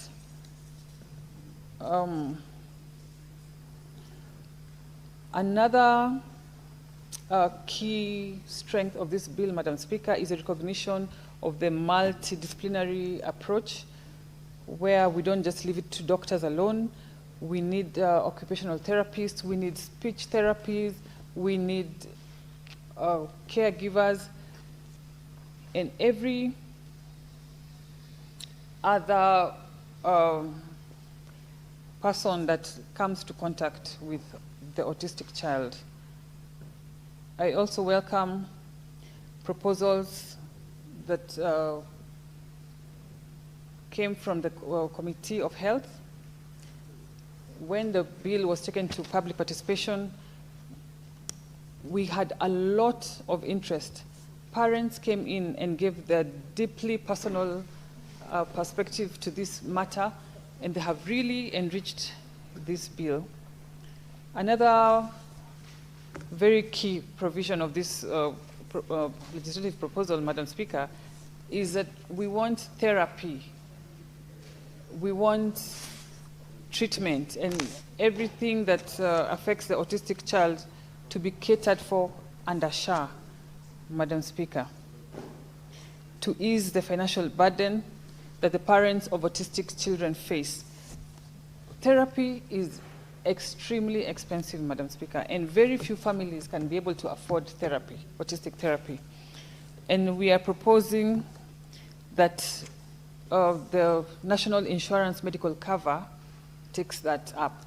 We also have the issue of these children being discriminated by insurance providers. Once you disclose that a child is autistic, insurance companies are skeptical and they do not want to cover that particular child, Madam Speaker.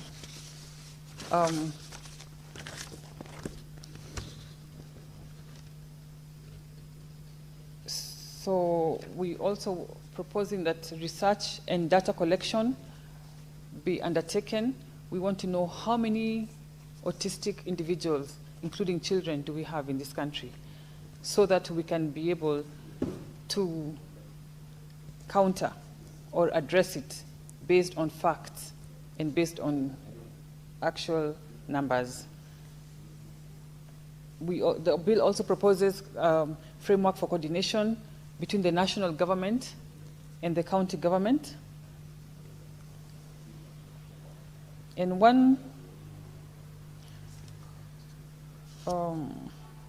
and now the bill, after the input by the stakeholders, the bill now also recognizes autism across a lifespan, because I remember my proposal was mainly on children.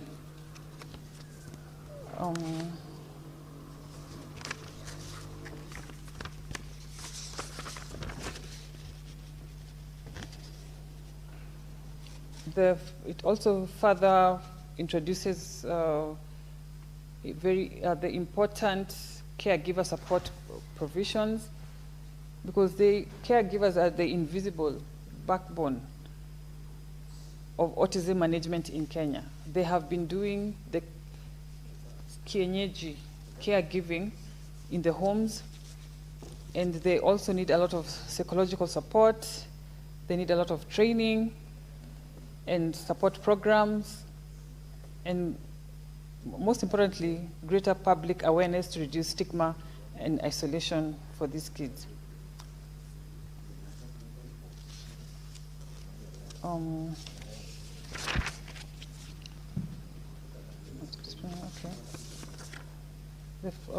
There's also the proposal under Article 27. No, at its core, the bill is about constitutional rights, as I said, because under Article 27 of the Constitution, it guarantees equality and freedom from any discrimination. Article 43 guarantees the right to health and education. Article 54 guarantees the right of persons with disabilities to dignity. So this bill gives a practical effect to those constitutional provisions and interventions. So, Madam Speaker, allow me to sincerely thank the following who have really contributed to this the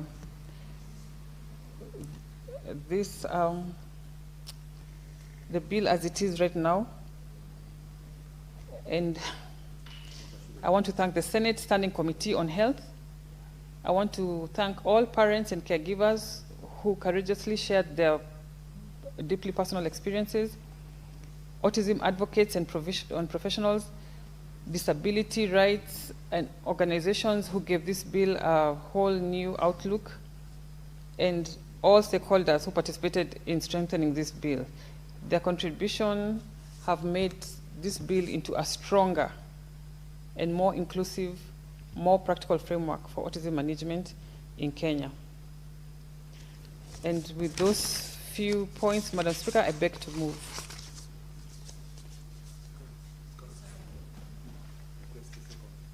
Who's the seconder? I want to request Senator Cherargei to come and second. Senator Cherargei.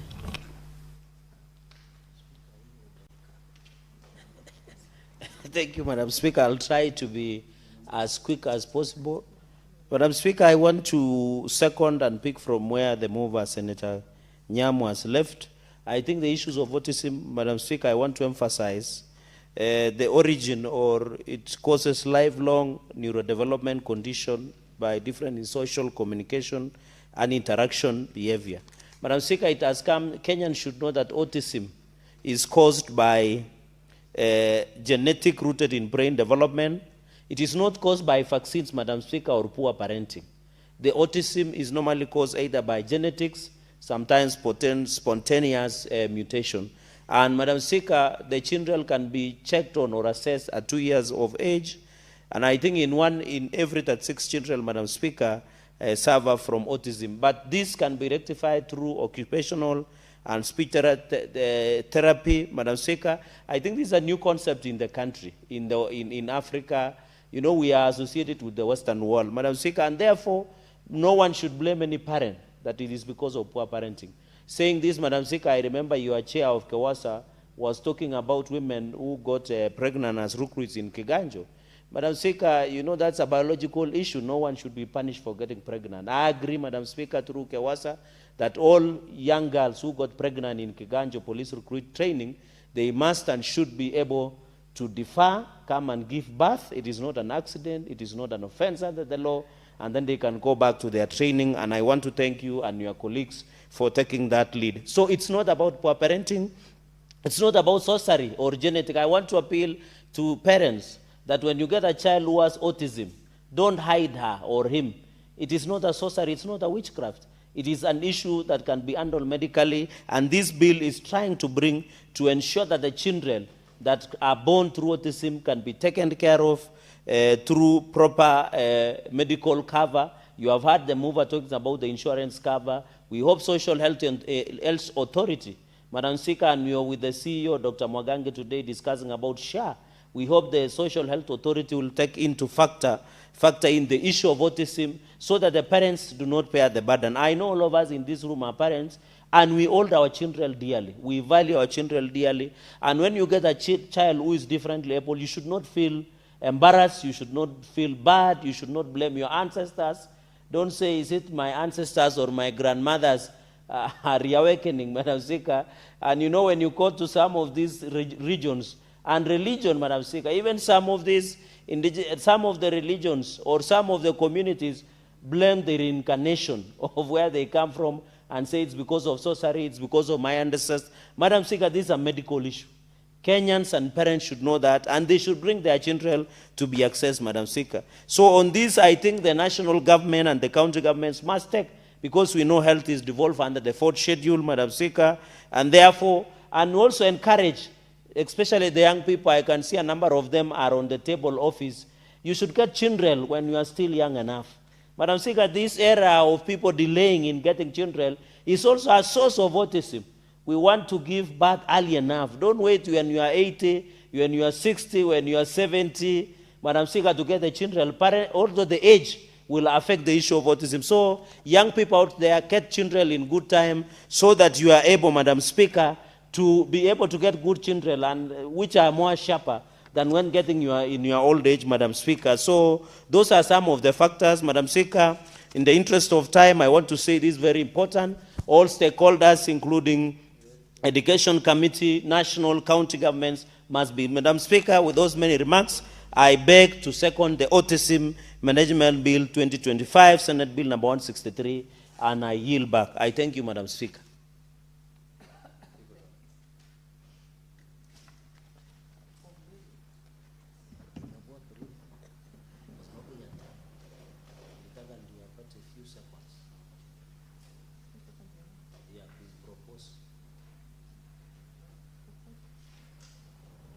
Honorable Senators, I propose the question that the Autism Bill be read a second time.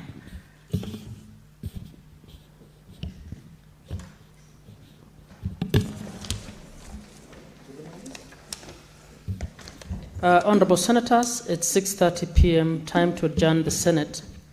As we adjourn to the recess, I wish all the Senators good recess. I know you'll be busy with committee work. You'll be busy with the ground, trying to find out what the people and the counties want us to work on. So the Senate therefore stands adjourned until Tuesday, 2nd June 2026 at 2:30 p.m.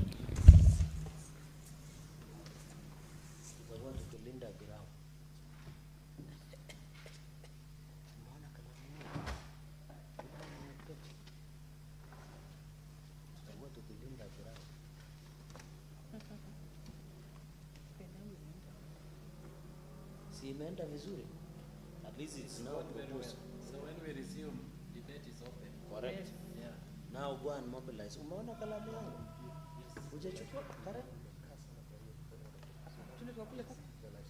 Mwambie alete pale, siendi kwa hiyo ofisi. Wewe ukiona kalamu yangu uniletee.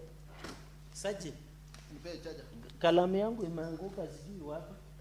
Ukiona uniletee.